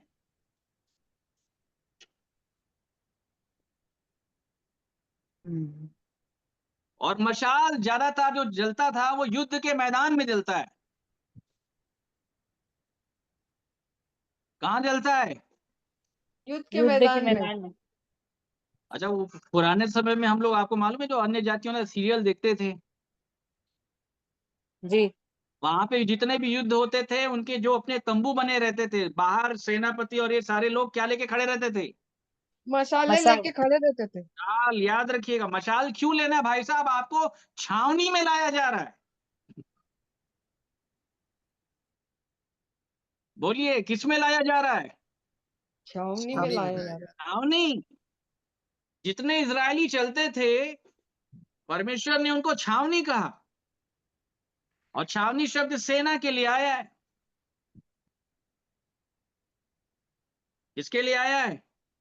सेना के लिए। सेना की। सेना के लिए आया है। हमारे कुछ भाई लोग यहाँ से दूर रहते हैं, माना में, वहां छावनी बोलते हैं। बहन लोग बैठे होंगे अभी, क्या बोलते हैं?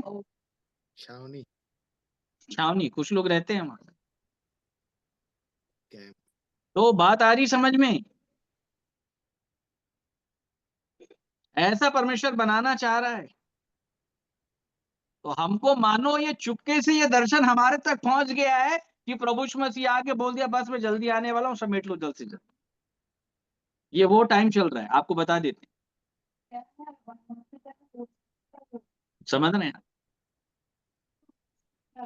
और इसलिए सामर्थी वचन के द्वारा परमेश्वर आपकी आंख को खोल रहा है कि आप जान सके कि समय और काल क्या चल रहे हैं, जो भैया बता रहे हैं, ताकि ये बिल्कुल आप इन बातों को जान लें, समझ जाए, दृढ़ हो जाए कि नहीं, प्रभु यीशु मसीह का आगमन हो गया, सही वचन हम तक पहुंच गया है और अब हमको तैयार हो जाना है। और जो लोग पूर्ण रूप से ऐसे हाथ बढ़ा लेंगे, वो लोग 5 बुद्धिमान कुमारियों में उनकी गिनती हो जाएगी। हम तो उसी के लिए आए हैं, हम तो बुद्धिमान कुमारियों को खोज रहे हैं। हमको कुमारी मिल गई बुद्धिमान, हम लेके चले। मूर्ख कुमारियों का कोई काम नहीं है, बुद्धिमान कुमारियां चाहिए। क्या चाहिए? बुद्धिमान बुद्धिमान कुमारी। तो मेरे प्रियो, बात आ रही समझ में?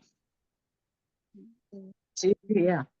हाँ, ये है समय। और तब ऐसी सामर्थ के द्वारा परमेश्वर जिलाता है, जब तक शब्द आपको मार ना दे, जब तक आप प्रभु यीशु मसीह की मृत्यु की समानता में आप नहीं आ जाते। व्यवस्था का यही काम है, व्यवस्था मसीह तक पहुंचाने के लिए हमारी शिक्षक है। तो व्यवस्था क्या काम करेगी? आपको मारेगी। पौलुस ने बताया, मैं व्यवस्था बिना पहले जीवित था, परंतु जब शब्द आया तो उसने मुझको मारा, मैं मर गया उसके द्वारा, और अच्छा हुआ मैं मर गया, ताकि मैं मसीह तक पहुंचूं। ये प्लानिंग है परमेश्वर की।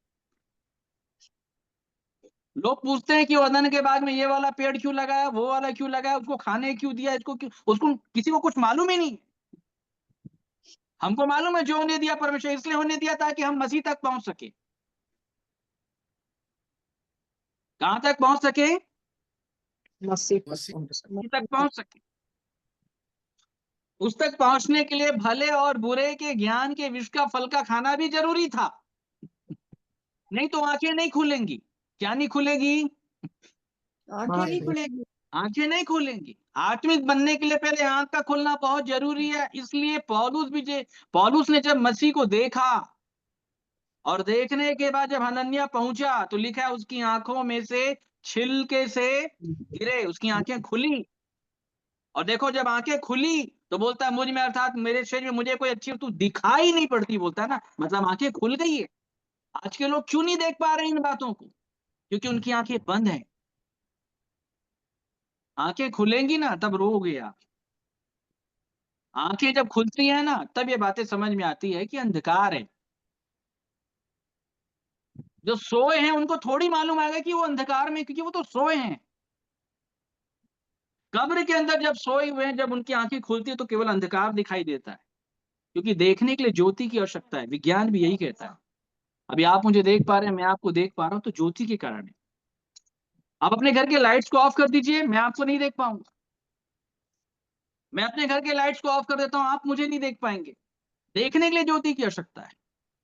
लोग कब्र के अंदर पड़े हुए, जब आंखें खुलती है ना, तब बात समझ में आती है कि हम कब्र में हैं, बंधे हुए हैं, हम अंधकार में हैं, हमें ज्योति की आवश्यकता है। तो बात आ रही समझ में? इस रीति के आधार पे व्यवस्था हमको मसीह की मृत्यु की समानता तक पहुंचाती। बात आ रही समझ में? और जब हम मर जाते हैं, तो लिखा है यीशु मसीह पर प्रतिज्ञा का आधार विश्वास करना, तब वो पूर्ण होता है। फिर मरा हुआ आदमी विश्वास कर सकता है, जैसे अब्राहम ने किया। क्या किया? मरा हुआ विश्वास। आदमी कुछ नहीं कर सकता, कुछ भी नहीं कर सकता। प्रभु यीशु मसीह ऐसा ही पुत्र था, जो पहला पुत्र है। प्रभु यीशु मसीह ने साफ बताया, पुत्र अपने आप से कुछ नहीं कर सकता। वो कलवरी के इस पार का पुत्र है, लेकिन कलवरी के उस पार का जो पुत्र है ना, जिलाया हुआ, वो सामर्थी पुत्र है। आपको सामर्थी पुत्र में तब्दील होने से पहले मरे हुए पुत्र की समानता आपको प्राप्त करनी होगी। ये वही विषय है। प्रभु यीशु मसीह ने कहा, मेरे मृत्यु की समानता का प्रचार करना। प्रेरित यही काम कर रहा था कि यीशु की मृत्यु को अपनी देह में लेके घूम रहा था। पहला प्रचार यही है, यीशु की मृत्यु को अपनी देह में लेके घूमना, मतलब शब्द का प्रचार, सुसमाचार शब्द के रूप में कलीसिया तक पहुंचना। और तब ये प्रचार कलीसिया को भी मार देगा पूर्ण रूप से। और फिर जैसे प्रेरित को जिलाया गया, कलीसिया को भी परमेश्वर जिला देगा। जो पौलुस कुलिसियों के लोगों को बोल रहा था कि तुम मसीह के सामर्थ्य पे विश्वास करके जी उठे, मैं भी ऐसे ही जी उठा हूं। है ना सुंदर बातें परमेश्वर के वचन की, कहीं से भी निकलवा लो, विधि एक है। तो मेरे प्रियो, विषय बहुत बड़े बड़े हैं, आंखें खोलें और जो बातें समझ में आ रही है पीछे हो ले मेरे प्रियो। ये बातें बार बार प्रकट नहीं होंगी। और ये वो समय चल रहा है कि परमेश्वर बुला रहा है, सीट लिमिटेड है, ये मैं आपको बता देता हूँ। स्वर्ग लोग चने और मुर्रे के भाव में नहीं जाएंगे, ये समझ लो आप। लिमिटेड सीट है, प्रकाशित वाक्य के अनुसार गिनती लिखा हुआ है वहां पे, और लिखा है स्वर्ग के राज्य में बलपूर्वक प्रवेश होता है और बलवान लोग उस कुर्सी को छीन लेते हैं। लिखा क्या कर लेते हैं? छीन लेते हैं। मतलब आप जो कुर्सी दौड़ वाली रेस चल रही है, भाई साहब आपके लिए कुर्सी खाली है, दौड़ के बैठ जाओ, अगर नहीं बैठोगे कोई और आके फिर आप खड़े रह जाओगे, फिर हो गया। फिर बात आ रही समझ में? जी। तो याद रखिएगा। तो अच्छा है परमेश्वर इस वचनों के द्वारा हम सभी को बहुत आशीष दे मेरे प्रियो। जब तक परमेश्वर की अनुमति है तब तक आपके सामने हैं, और इसलिए आप उसके वस्त्र के छोर को पकड़ ले मेरे प्रियो, ताकि उसके पीछे हो सके। तो अच्छा है परमेश्वर हम सबकी सहायता करें मेरे प्रियो। आपके पास समय होगा, अपने अपने अनुभवों को आप आपस में रख सकते हैं, बांट सकते हैं। तो परमेश्वर आप सबकी सहायता करे। Praise the Lord. Praise the Lord भैया। Praise the Lord.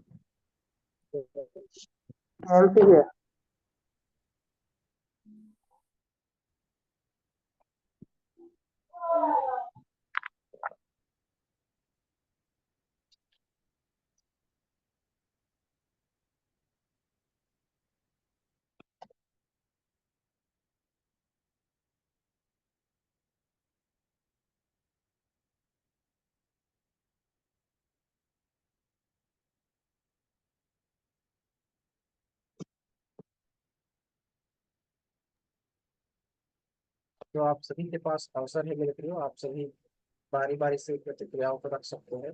आप सभी के पास अवसर है।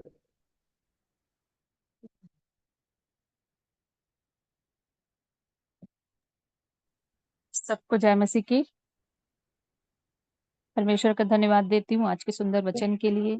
सचमुच परमेश्वर का वचन कुलुसियों में बहुत सारे वचन भैया ने बताया, लेकिन मेरा ध्यान फिर कुलुसियों में जा रहा है कि तुम्हारा चाल चलन प्रभु के योग हो और सब प्रकार से प्रसन्न हो, और तुम में हर प्रकार के भले कामों का फल लगे, और तुम परमेश्वर की पहचान में बढ़ते जाओ। सचमुच क्योंकि परमेश्वर ने हमें अंधकार के वश से छुड़ाया है, तो हम भले कार्य करते जाए और परमेश्वर में बढ़ते जाए। जैसे भैया अभी बहुत सारी भेद की बात बता रहे हैं, समयों की बात बता रहे हैं, ये हम नहीं जानते थे क्योंकि हम अंधकार में थे, क्योंकि हम अभी तक उनकी लुभावनी वाली बातों को सुन रहे थे। जिससे जब इससे पहले जब हम जुड़े थे लोगों से, तो जैसे कुलुसियों के 4 में यह मैं इसलिए कहता हूँ कि कोई मनुष्य तुम्हें लुभानी वाली बातों से धोखा ना दे।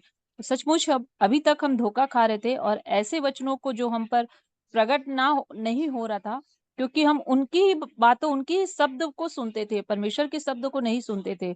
लेकिन अभी बहुत सारे वचनों से हम भेद प्रकट हो रहा है हमारे लिए भी।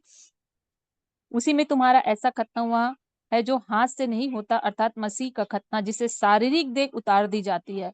तो हम अपने जब तक पुराने मनुष्य को हम उतार नहीं देंगे, और जो बपतिस्मा लेते हैं, जब तक हम गाड़े नहीं जाएंगे तब तक हम सामर्थ नहीं पाएंगे। तो अपने आप को हमें कैसे पुराने मनुष्य को उतारना है, ये हमने भैया से सीखा। और बहुत सी भेद भरी बातों को जो परमेश्वर भैया के द्वारा जो हमें बता रहे हैं, उसके लिए मैं परमेश्वर का धन्यवाद देती हूँ।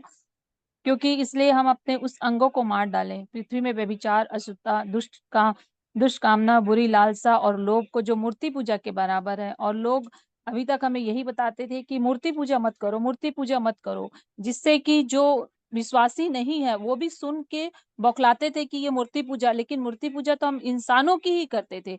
ये हमने इस आज वचन से भी, क्योंकि बाइबल जब हम पढ़ते नहीं थे तो नहीं जानते थे, लेकिन जब आप सुन रहे हैं तब हम समझ में आए कि मूर्ति पूजा होती क्या है। तो उसी का ही, कुलुसियों का ही 4 अध्याय का भी मैं एक वचन पढ़ना चाहूंगी, तीसरा पद। और इसके साथ ही साथ हमारे लिए भी प्रार्थना करते रहो कि परमेश्वर हमारे लिए वचन सुनाने का ऐसा द्वार खोल दे। तो सचमुच जब हम प्रार्थना किए और ऐसा ही प्रेरित हमें मिलता है कि वचन सुनाने के लिए जो हमारा द्वार खुला, और ऐसी कलीसिया के साथ जो हम जुड़ते हैं, तो ये द्वार ही तो है जो हमारे लिए खोला गया परमेश्वर, कि हम मसीह के उस भेद का वर्णन कर सके जिसके कारण मैं कैद में हूँ। तो सचमुच हम कैदी थे, और छुड़ाने वाला कौन? प्रेरित, जो हमें वचन को सुना के हमें उस कैद से छुड़ाया। और लेकिन हमें कैदी किसका होना? जैसे पौलुस बोलता है, मैं मसीह का बंदी हूँ, मतलब हमें परमेश्वर के में कैद होना है, लेकिन ना कि मनुष्यों में। तो बहुत सारे वचन जो अब तक हम नहीं समझते थे, बुद्धिमान मूर्खों की तरह सुनते थे और उन्हीं की बातों को हम विश्वास कर लेते थे। लेकिन जब से हमने इस कलीसिया से जुड़े हैं और भैया के शब्द के द्वारा जो वचन को बताते हैं, सुनाते हैं, तो हम धीरे धीरे धीरे धीरे धीरे हमारी बुद्धि खुलते जा रही है। पवित्र आत्मा हमारे जीवन में कार्य करते जा रहा है। तो बुद्धि परमेश्वर यीशु मसीह है, तो जब हमारी निगाह यीशु मसीह पर है तो सचमुच वो बुद्धि को हमारी खोल रहा है, ताकि हम बुद्धिमान बने और अपनी मसाले लेके तैयार रहे कि कब यीशु मसीह का आना होगा वो नहीं जानते, लेकिन जब भी परमेश्वर आए तब उस समय हम तैयार पाए जाए। इसलिए आज के वचन के लिए मैं परमेश्वर का बहुत बहुत धन्यवाद देती हूँ, भैया का भी, कि हमें कैसे तैयार रहना है, हमारी मसाले कैसे जलनी चाहिए, कौन सी कलीसिया जाएगी, ये आज इस भेद को हमने जाना। तो हम ऐसी कलीसिया में रहे जो परमेश्वर की है, और वो मसाले सदा जलती रहे प्रेरित के द्वारा, क्योंकि जब तक कोई प्रेरित हमें ना बताए तो हम कैसे समझेंगे। तो आज यही चीज को मैंने सीखा, इसलिए मैं भैया का धन्यवाद देती हूँ। जय मसीह की आप सबको।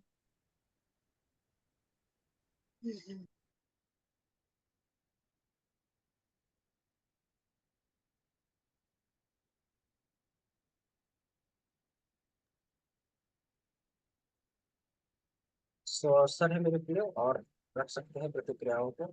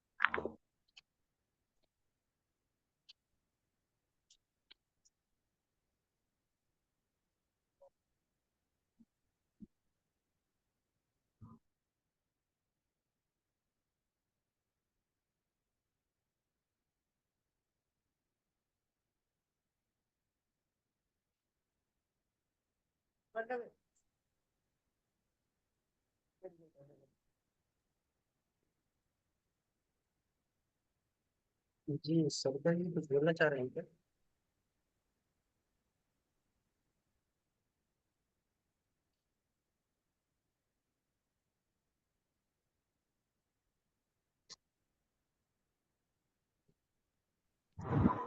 जय मसीह भैया, आप सभी को जय मसीह की। भैया मैं थोड़ा सा कुछ बोलना चाहूंगी, ज्यादा बोलना तो मुझे आता ही नहीं, पर मैं बोलना चाहूंगी। पहले जो मैं कहीं और जा रही थी तो वहां मुझे बताया जा रहा था कि तुमने विश्वास कर लिया तो तू उद्धार हो गया तुम्हारा। तो मैं बहुत खुश हो गई थी, मेरा उद्धार हो गया, सिर्फ मुझे मरने की देर है, मरी और मैं स्वर्ग सीधा चली जाऊंगी। लेकिन जब भैया से मिली तब मुझे समझ में आया कि स्वर्ग क्या होता है, विश्वास क्या होता है, मरना क्या होता है, जीना क्या होता है, मुझे कुछ भी नहीं पता। तो यहाँ कम से कम मैं आज से 10 पास्टर से मिली होंगी, सबका सुना मैंने, पर भैया की तरह कोई नहीं सुनाता, कोई नहीं बताता, कोई इस तरह से नहीं समझाता कि बारीकी से कि हम किस तरह से चले, क्या करें, कैसे करें, कैसे करना चाहिए, क्या गलत है क्या सही है।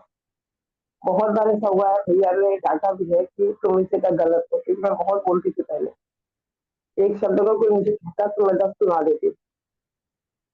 भैया ने हमेशा मुझे मुंह बंद कर लेते, कहा आप अपना मुंह बंद करो पहले। मैं दूसरों में कमियां निकालती थी, पर मुझे नहीं पता था कि कमियां मुझ में है। ये चीज मैं भैया से मिली तब मुझे पता चला, मुझे कुछ भी पता नहीं था पहले। भैया से मिलने के बाद मेरा यहाँ बहुत ज्यादा विरोध हुआ, भैया के भी बहुत कुछ बोला गया कि आशीष का प्रचार गलत है, वो गलत बताता है, उसका प्रचार अच्छा नहीं है, ये सीधी है, इसको उसने भरमा लिया है। पर भैया का बहुत बहुत धन्यवाद, और परमेश्वर के प्रेम और धन्यवाद को मैं जितना बोलूं उतना कम होगा। अब मुझे समझ में आता है कि भ्रमित पहले थी मैं, पहले भ्रम में थी, मुझे पता ही था। मैं वचन पढ़ती थी, मैं सोचती थी कि उद्धार अगर मेरा हो गया, ये शक आता था, मेरी बात आता था मेरे दिमाग में कि अगर मेरा उद्धार हो गया है तो मेरे में इतनी कमियां मुझे क्यों दिखती हैं, मैं लोगों को गालियां क्यों देती हूँ, इतना क्यों लड़ाई करती हूँ। मैं बहुत लड़ती थी। तो मुझे नहीं पता था कि मेरा सुधार होना चाहिए, वो कमी मुझ में है, दूसरों में है। और दूसरों को सुधारने के चक्कर में, पति के सुधार के चक्कर में, परिवार के सुधारने के चक्कर में मैं लगी हुई थी। मुझे कुछ भी नहीं पता था कि कमियां मुझ में है, मुझे सुधारने की आवश्यकता है, किसी और को नहीं। ये सब मैंने अब जाना, और बहुत बहुत धन्यवादी मैं भैया के लिए हूँ। नहीं जानती थी मैं भैया, और परमेश्वर का प्रेम इतना महान है, इतना बड़ा है कि सच में अंदाजा लगाना मुझ जैसे भेड़े को कुछ खाने के लिए असंभव है, मैं नहीं कर सकती।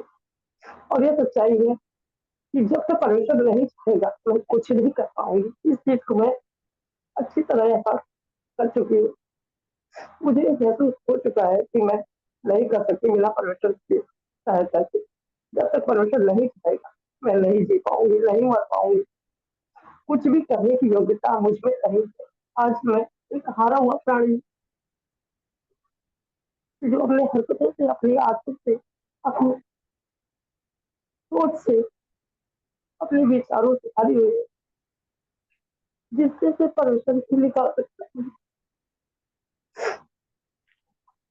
मुझे परमेश्वर नहीं चाहिए, कुछ नहीं चाहिए। आज मेरा इतना विरोध है कि मेरे लीड जिससे मैं सुनती थी उसको तोड़ दिया गया, मेरे फोन में से वाईफाई का कनेक्शन था उसको हटा दिया गया।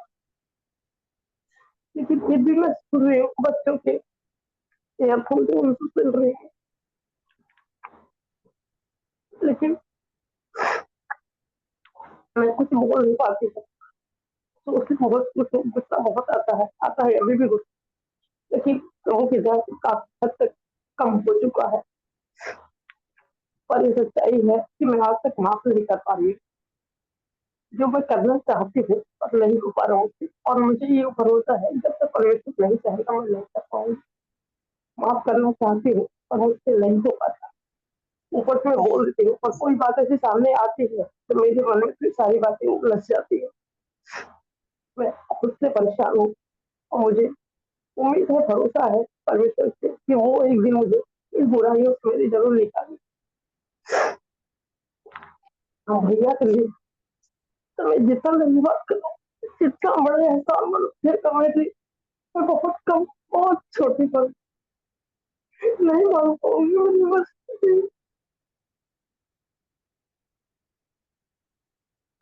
इतने बारीकी से इतना अच्छा कोई नहीं सुना था, किसी को पता ही नहीं है यहाँ पे, कुछ नहीं जानता कोई यहाँ।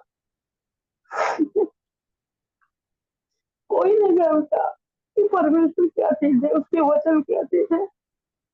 यहाँ पर बपतिस्मा हो गया तो ढा सकता हूँ कि मुझे भी बोला जाता था भैया को और आगे बढ़ते कि मुझ जैसे अंधेरे में और कूड़े में छुपा हुआ प्राणी को निकाल दी। परमेश्वर मुझ जैसे और लोगों को निकाले, और भैया जैसा प्रेरित मैं भैया में और उसको देखती हूँ, मैं प्रभु से मसीह की दशा को देखती हूँ। भैया मैंने आज तक ऐसा नहीं पाया था। एक बार सीमा दीदी ने कहा था, देखा बेटा बहन वो पास्टर नहीं है, वो भाई पास्टर नहीं है। आज मैं वाकई में कहती हूँ भैया पास्टर नहीं, सच्चे प्रेरित है। और आज मैं अपने आप को बहुत भाग्यशाली मानती हूँ और परमेश्वर के प्रेम को बहुत बड़ा मानती हूँ। वो किस तरह से मुझे लेके आया, मेरे लिए आना असंभव था। मैं नहीं जानती थी किसी चीज के बारे में, परमेश्वर से जुड़ी हुई कोई चीज को नहीं जानती थी, कुछ भी नहीं पता था मुझे। लेकिन सीमा दीदी को भी, भैया को तो क्या कहूँ मैं, बहुत ही ज्यादा धन्यवाद करना चाहती हूँ भैया के लिए। परमेश्वर का मैं कुछ कह नहीं सकते, इतना धन्यवाद करूँ, मेरे पास शब्द नहीं है कि आज मैं सच्चाई को और सच्ची कलेसिया सच्चे प्रेरित को पाई। तो मैं बहुत ही धन्यवादी और बहुत ही सुकून प्राप्त करती हूँ आपने। आप सभी को जय मसीह।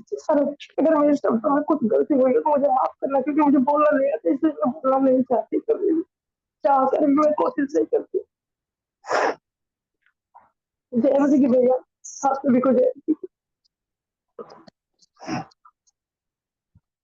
एक बार फिर मैं पिता परमेश्वर का प्रभु यीशु मसीह में धन्यवाद देती हूँ कि प्रभु यीशु मसीह ने भाई के द्वारा हमारा ध्यान उन बातों की तरफ फिर से आकर्षित किया कि हम अंत के समय में जा रहे हैं, अंत का समय नजदीक है। तो हमें उन आत्मिक शिक्षाओं पर ध्यान देना है जो भाई के द्वारा प्रभु यीशु मसीह ने अद्भुत प्रकाशनों का भेद हमारे सामने खोला है। मैं पिता परमेश्वर का प्रभु यीशु मसीह में एक बार फिर हृदय की गहराइयों से भाई को धन्यवाद देती हूँ कि भाई ने बहुत ही सरल सहज शब्दों में हम सबको समझाया है। कुछ बातें तो रिपीट हुई है और उस पर हमारा ध्यान आकर्षित किया है। हमें समझना है हमारे बीच में जो ऐसा प्रेरित प्रभु यीशु मसीह के द्वारा भेजा गया है, तो उनकी कीमत को हमको समझना है, उन शब्दों के वचनों के जीवित कलाम को समझना है, उनको ग्रहण करना है, अपने अंदर समाना है। वो हमारे जीवन से अलग ना होने पाए। भाई ने फिर आकर्षित किया हमारे उन वचनों के लिए जो मत्ती में हमने बहुत बार सुना है, भैया के द्वारा भी सीखा है इन बातों को। मत्ती 25 में हम दो स्त्रियों का वर्णन देखते हैं, एक मूर्ख है, एक बुद्धिमान है। तो हमें बुद्धिमान को चुनना है, बुद्धिमान के समान अपनी मसालों को हर वक्त हर दिन तैयार करना है, अपनी कुप्पी में तेल रखना है। हम नहीं जानते हमारा स्वामी कब आएगा, और जब वो आए तो हमें जागते रहना है। हमारी कमरे बंद ही होना चाहिए, हमारे दिए जलते रहना चाहिए। बहुत अच्छी तरह से भैया ने समझाया है।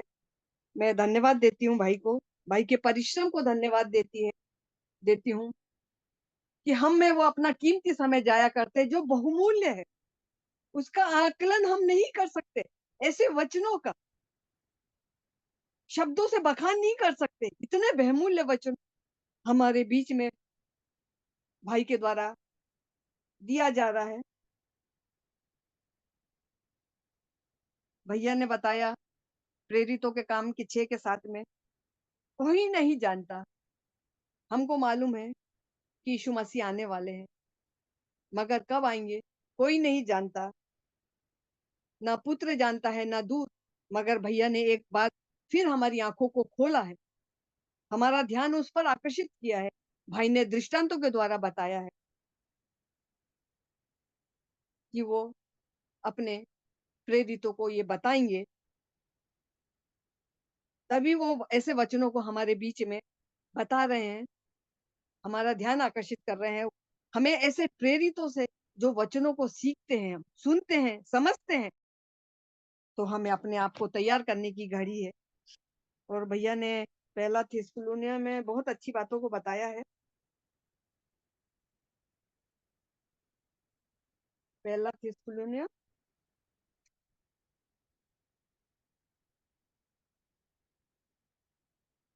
1:4 में भी बताया भैया ने, अगर हम ऐसी बातों को सीख रहे हैं, सुन रहे हैं, समझ रहे हैं, चलने के लिए अपने आप को प्रयासरत कर रहे हैं, तो क्या हम चुने हुए लोग हैं? ये सोचने का विषय है, ये जानने का विषय है। ऐसी आत्मिक शिक्षाओं को जब हम सुन रहे हैं, क्या हम थिस्सलुनीयों की चुनी हुई कलीसिया के समान हैं? हाँ प्रभु, ये छोटा सा झुंड आपको भाया प्यारे खुदावन यीशु मसीह। इनमें बहुत सारे ऐसे लोग हैं प्यारे खुदावन यीशु मसीह, जो अपना मुंह तो खोलते हैं, सुनते हैं, समझते हैं, चलते हैं और प्रयासरत रहते हैं, अपना मुंह खोलते हैं प्यारे खुदावन यीशु मसीह, ताकि प्रभु फिर ताजा मन्ना, ताजा रीति से उनके अंदर भर सके। प्रत्येकों के मुन कुछ लोग ही नहीं, एक भी जन, एक भी आत्मा जो कि 100 के अंदर पाई जाती है, एक भी बचना नहीं चाहिए, चाहिए बचना चाहिए, छूटना नहीं चाहिए। हमें उस मुकाम पर जाना है। ऐसे कलाम को सुनते हुए भी अगर हम उस मुकाम तक नहीं जाए तो हम पर हाय होएगी। हमें समझना है इन बातों को, जो भैया ने बताया कि तुम चुने हुए हो, और जो सुसमाचार भाई के द्वारा हमारे परमेश्वर पिता का जीवित कलाम हमारे को सुनाया जा रहा है, वो शब्द मात्र नहीं, हमको समझना है। ये शब्द मात्र है ही नहीं, ये सामर्थ से भरा हुआ है, पवित्र आत्मा से भरा हुआ है, बड़े निश्चय के साथ हमारे अंदर पहुंचाया गया, बड़े परिश्रम के द्वारा भाई के द्वारा हमारे अंदर पहुंचाया गया है। और प्रभु बताते हैं, प्रभु का कलाम बताता है कि भाई बताते हुए हमारे समान हो गए हैं, हमारे बीच में ऐसे बन गए हैं जैसे वो एक साधारण है। नहीं भैया, साधारण नहीं, असाधारणों में गिने जाते हैं। ऐसी ऐसी बातों का बखान करते हैं जो उम्रदराज लोग जैसे कि मैं पाई जाती हूँ, कि मेरा सम्मुख इतना छोटा व्यक्ति ऐसी बातों को बता रहा है। मेरा हृदय आत्मग्लानि से भरता है कि प्रभु, हाय उन समयों को जो मैंने व्यर्थ गवा दिया प्रभु जी, जो मेरे लिए कीमती थे, और भाई ने उन्हीं उम्र में उन चीजों को पकड़ लिया और मैंने छोड़ दिया है।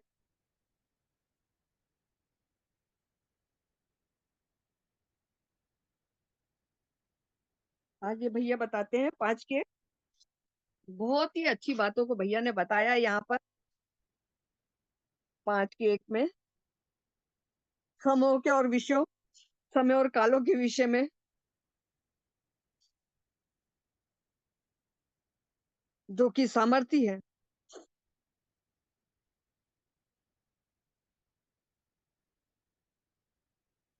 सामर्थी वचन ऐसी कलीसिया को सुनाया जा रहा है, वो निरंतर सुनाया जा रहा है कि वो एक कलीसिया जिस प्रकार से भाई हैं, हम सब भी ऐसे बन जाए, सीखते हुए उन शिक्षाओं को ग्रहण करते हुए।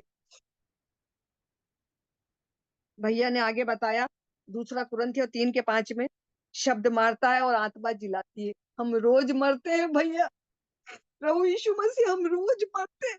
जब हम ऐसे वचनों को सुनते हैं, बहुत तकलीफ होती है भैया, यीशु मसीह, बहुत तकलीफ होती है। हम सही प्रेरित के द्वारा हमारा आत्मिक भोजन ग्रहण कर रहे हैं, ये प्रभु के द्वारा निश्चित किया गया है हमारे लिए। हम पिता परमेश्वर को एक बार फिर हृदय की गहराइयों से धन्यवाद देते हैं प्रभु यीशु मसीह में, कि ऐसे वचन जब भैया बोलते हैं, हम मरते हैं, पल पल मरते हैं, आत्मग्लानि महसूस करते हैं, पश्चाताप करते हैं, मगर वचन तो कहता है, शब्द मारता है तो आत्मा जीवित होती है।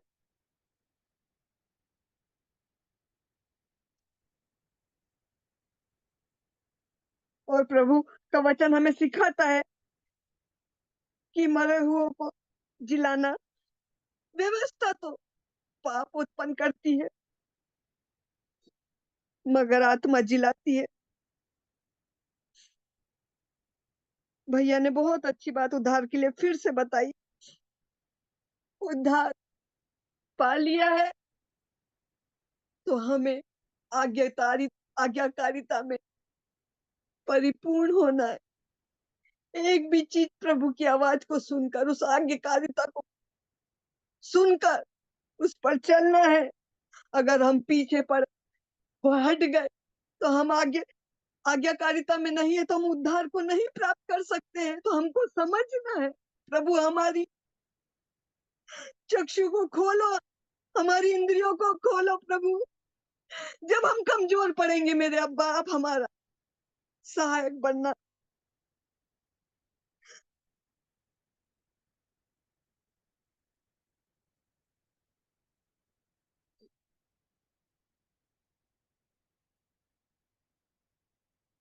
जिस प्रकार से व्यवस्था आपको बताती है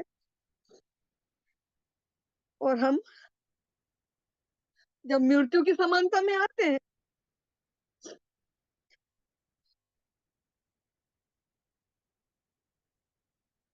ऐसे प्रेरितों से शिक्षा पाकर हमारे पाप उजागर होते हैं, हमारी अनाज्ञाकारिता प्रकट होती है, हमारे गुनाह हमको दिखते हैं और हम मृत्यु को प्राप्त करते हैं, आत्मिक ऋतु से मृत्यु। भैया ने एक बात फिर से बहुत अच्छी बात को बताया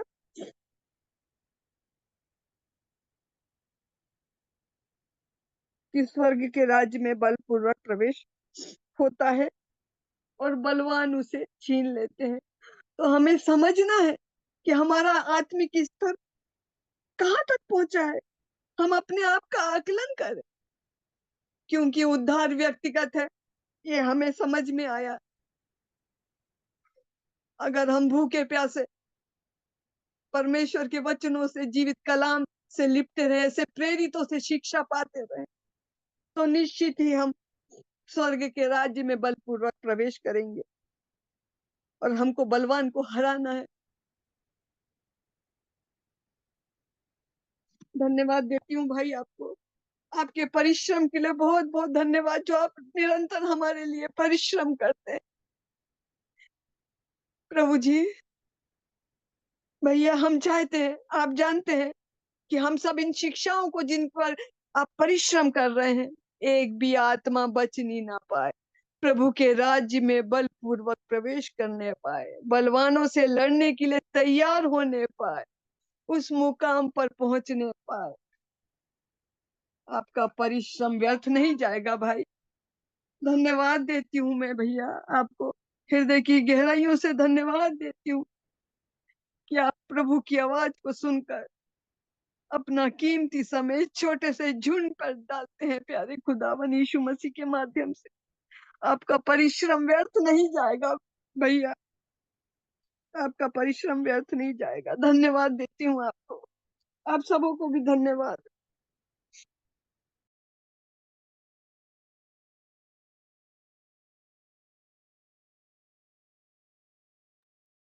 यदि और कोई प्रतिक्रिया रखना चाहे तो समय है मेरे को, रख सकते हैं।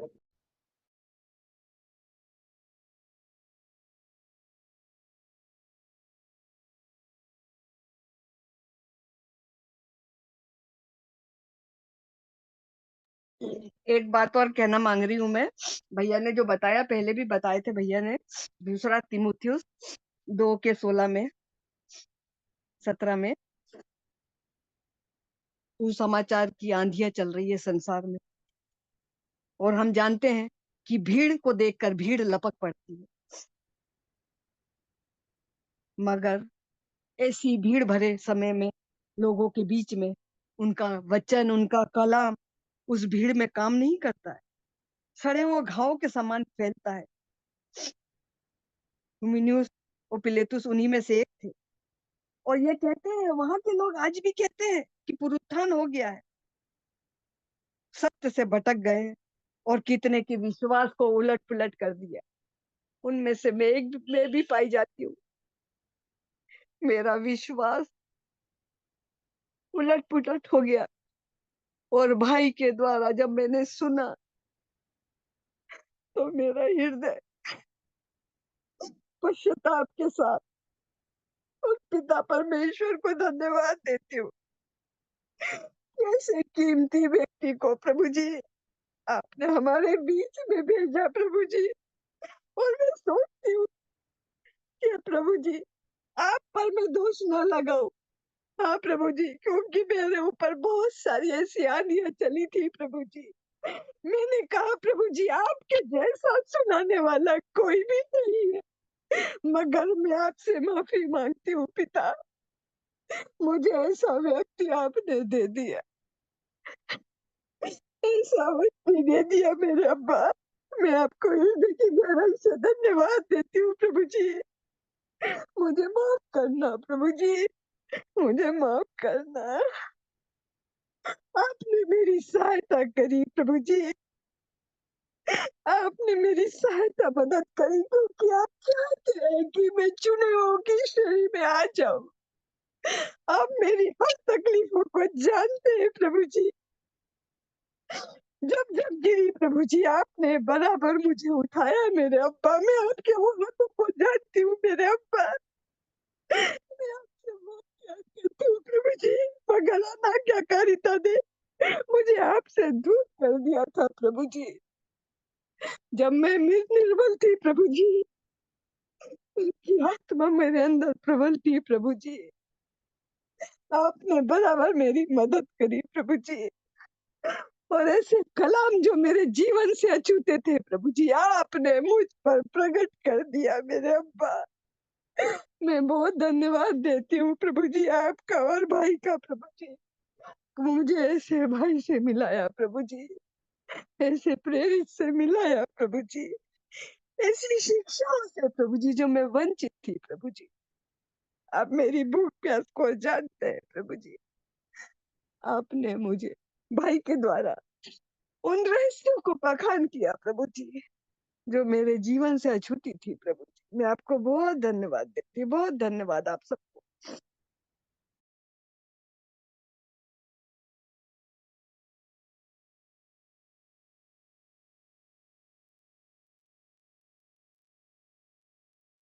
तो यदि और कोई भाई या बहन प्रतिक्रिया रखना चाहे तो रखिए, फिर हम अंतिम प्रार्थना के भाग में जाएंगे।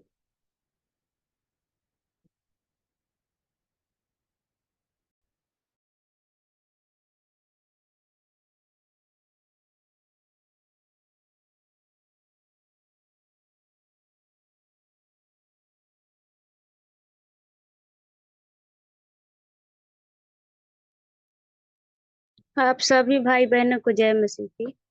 जय मसीह। मैं भी आज इस सामर्थ के बारे में मैं भी आज सीखी हूँ कि भैया हम तो यहाँ चर्च में जाते थे तो ये चिल्लाते थे खूब और ताली बजाते थे जोर जोर से, और पूरा इतना चिल्लाते थे कि एकदम हम तो कहते थे कि हमारे अंदर कुछ हो ही नहीं रहा है, इन लोग पूरा एकदम चिल्ला रहे हैं और ताली पीट रहे हैं कि सामर्थ आ गया, सामर्थ आ गया। बोल जो 6 महीने से जा रहे हैं, जो 1 साल से जा रहे हैं, तो बोल रहे हैं समय के अनुसार गुरु हो जाना चाहिए। तो हम मन में हम सोचते थे भैया कि ये क्या इन सब करते हैं। तो हमें वहां से भैया मैं अब जाना ही छोड़ दी। हमें वहां का वचन ही बिल्कुल अच्छा ना लगा। पहले तो मैं अपने पति से ही झगड़ा करने लगते थे कि आप जाते नहीं होते, ये नहीं करते हैं। तो ये हमको बोलते थे कि तुम जा रही हो ना, तू जा, लेकिन मैं नहीं जाऊं। तो यही फिर हमें वहां से भैया अपने आप मन में पता न क्या हो गया, फिर मैं गई नहीं। फिर फोन आते रहा, बहन क्यों छोड़ दी, क्यों छोड़ दी। हम कहली भैया हमें वहां का वचन नहीं भाता है। हम जानते नहीं थे, लेकिन हमारे पति जानते हैं भैया को, तो मैं उतना नहीं विश्वास करती थी। तो मैं 1 साल से मैं यहाँ आई हूँ ना, तो यहाँ हम उनका चर्च में जाते थे, तो यही सब चिल्लाते थे पूरा। तो यही हम समर्थ समझते थे कि ये समर्थ है, पूरा गिरते छटपटाते थे। यही हम आज भैया बताए, तो मैं अब बहुत अच्छी तरह से समझी हूँ भैया। और सबको मैं धन्यवाद करती हूँ, भैया को भी धन्यवाद करती हूँ कि हम वहां से छूट गए और अब सत्य की ओर प्रभु अब हमें थोड़ा थोड़ा समझा रहे हैं। भैया मैं ज्यादा दिन से नहीं हूँ, मैं 1 साल से प्रभु में विश्वास कर रही हूँ। आप सभी को जय मसीह की। और मेरा एक छोटा सा विनती है भैया सबको कि मेरी लड़की को तबीयत खराब है, 2-3 दिन से बुखार इसको जा ही नहीं रहा है। आप प्रार्थना भी थोड़ा बहुत कर देना। आप सभी को जय मसीह की।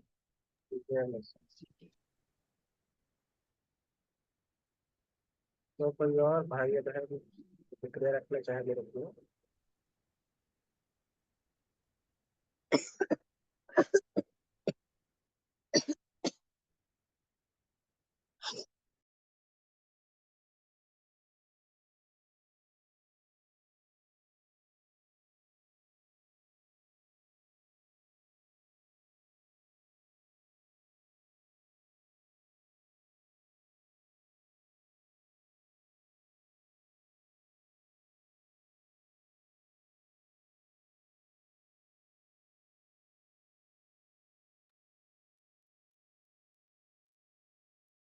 इंदिरा आंटी आप मुझे सुन पा रहे हैं क्या? इंदिरा आंटी जी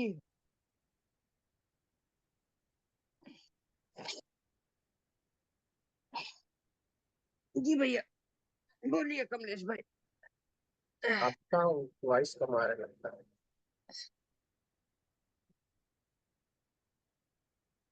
बोलिए। सो अंतिम प्रार्थना में आप अगुवाई कीजिएगा और एक दीदी का प्रार्थना निवेदन है, उसकी गुड़िया का बुखार जो है जा नहीं रहा है, तो इस बार रखिएगा अंतिम प्रार्थना में। जी हाँ जी।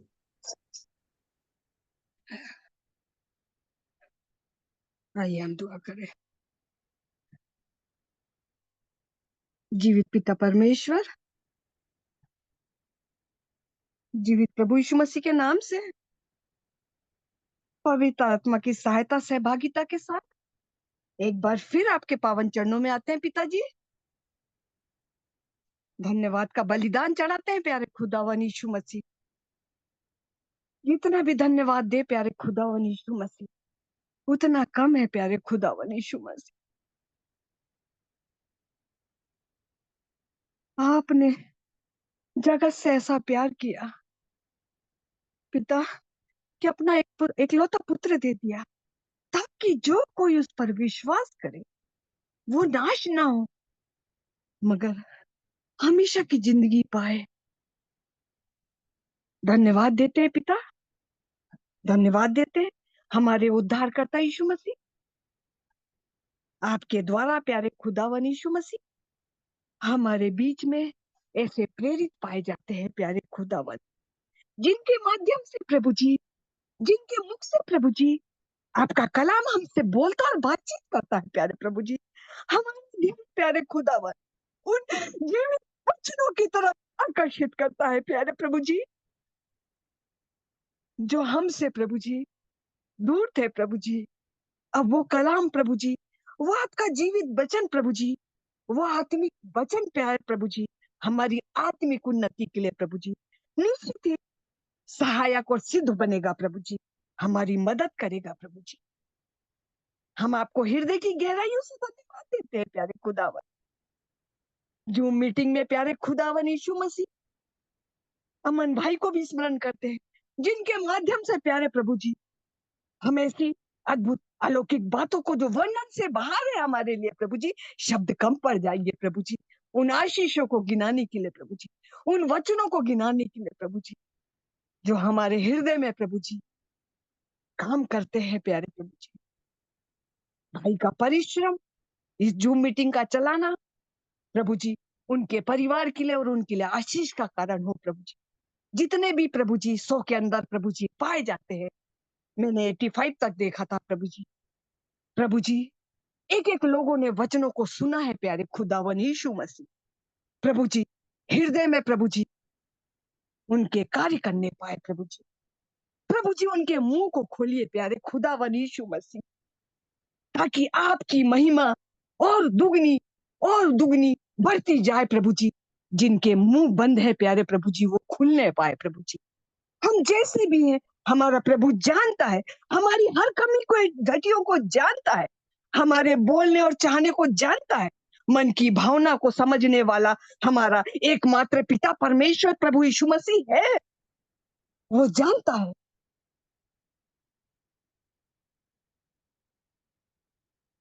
ऐसे प्रेरित हमारे बीच में पाए जाते हैं जो हमारे समान थे, वहां से छूट कर प्रभु जी वो शिक्षा ऐसी दे रहे हैं कि हम भी उनके समान बन जाए प्रभु जी। उनका परिश्रम यही है कि तुम मेरे समान बन जाओ प्रभु जी। जो भी बातें प्रभु जी भाई के द्वारा हमने सीखा है प्रभु जी, आपको हृदय की गहराइयों से धन्यवाद देते हैं प्रभु जी। जो प्रार्थना निवेदन है प्यारे प्रभु जी, जो पिछले में रखा गया था उन्हें भी स्मरण करते हैं। और आज भी एक विश्वासी बेटी ने प्यारे खुदावन अपनी बच्ची के लिए प्रार्थना निवेदन रखी है, उस प्रार्थना को भी हम स्मरण में लाते हैं प्यारे खुदावन यीशु मसीह। आपका वचन सिखाता है हमें, क्या मेरा हाथ इतना छोटा है कि तुम्हारे बीच में ना आ सके? विश्वासियों की प्रार्थनाओं को वो सुनता है, हर कमी घटियों को दूर करते हुए। जब हम एक मन एक चित होकर प्रभु जी उस बच्ची के लिए प्रार्थना करते हैं तो वो उसका वायरल इन्फेक्शन प्यारे खुदावन यीशु मसीह आपके नाम से प्रभु जी हम इस्तेमाल करते हैं, उस जलाली नाम से उस बच्ची के अंदर से वो वायरल इन्फेक्शन फीवर का दूर हो जाए प्रभु जी, वो बच्ची स्वस्थ हो जाए प्रभु जी। क्योंकि आप प्रभु जी चंगा करने वाले हमारे यहोवा राफा है प्यारे खुदावन यीशु मसीह। आपका छिदा हुआ हाथ बढ़ाइए मेरे अब्बा, आपके बच्चे प्रार्थना कर रहे हैं ताकि वो बच्ची स्वस्थ होकर प्रभु जी उसकी मम्मी और उसके परिवार के सभी लोगों का विश्वास को बढ़ाने में एक सहायक सिद्ध हो जाए। क्योंकि हमारा पिता ऐसा है जो हमारी निर्बलताओं में हमारी सहायता करता है, बोलने के लिए हमें शब्द देता है। धन्यवाद देती हूँ पिता परमेश्वर आपको हृदय की गहराई से, भाई के लिए, भाई के परिवार के लिए, भाई के शहर के लिए प्रभु जी प्रार्थना विनती करती हूँ मेरे अब्बा।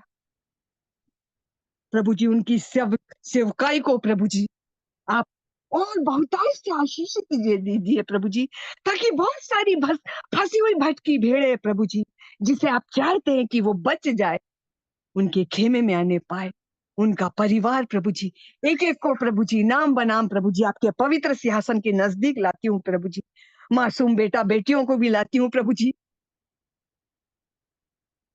प्रभु जी सभी लोग प्यारे प्रभु जी आत्मिक उन्नति में चौगने रूप से बढ़ने पाए प्रभु जी। और जो परिश्रम भाई कर रहे हैं प्रभु जी, हम सब मिलकर प्रभु जी उस स्वर्ग राज्य में प्रवेश करने के लिए प्रभु जी बलपूर्वक अपने आप को तैयार करें प्रभु जी।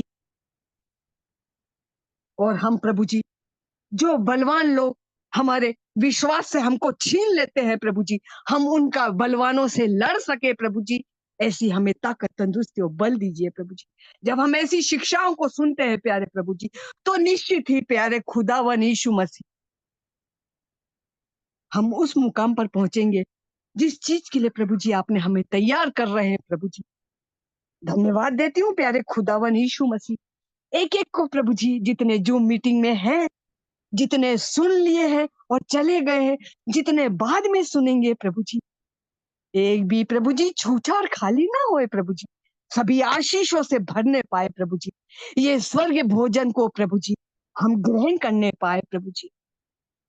धन्यवाद देती हूँ प्रभु जी, धन्यवाद देती हूँ, धन्यवाद देती हूँ मेरे अब्बा। आपके नाम को प्यारे खुदावन यीशु मसीह और ऊंचा करने पाए प्रभु जी। आपका नाम ऊंचा और ऊंचा होने पाए प्रभु जी। ऐसी सच्ची शिक्षा को, ऐसी आत्मिक शिक्षा को प्रभु जी जो आप हमें निरंतर देते हैं प्यारे प्रभु जी, धन्यवाद देती हूँ। आपके मीठे और जलाली नाम से मैं इस दुआ का अंत करती हूँ प्यारे खुदावन यीशु मसीह। आमीन आमीन आमीन आमीन आमीन। आमीन। तो जय मसीह, आप सभी को जय मसीह की। सभी को जय मसीह की भैया।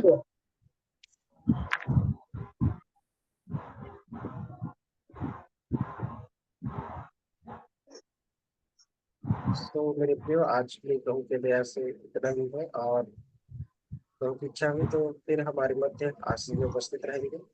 और आप सभी समय पर अवश्य जुड़े और इस लिंक को अधिक से अधिक भाई बहन तक शेयर कीजिए ताकि वे भी इस जीवन की बातों को सुन सकें।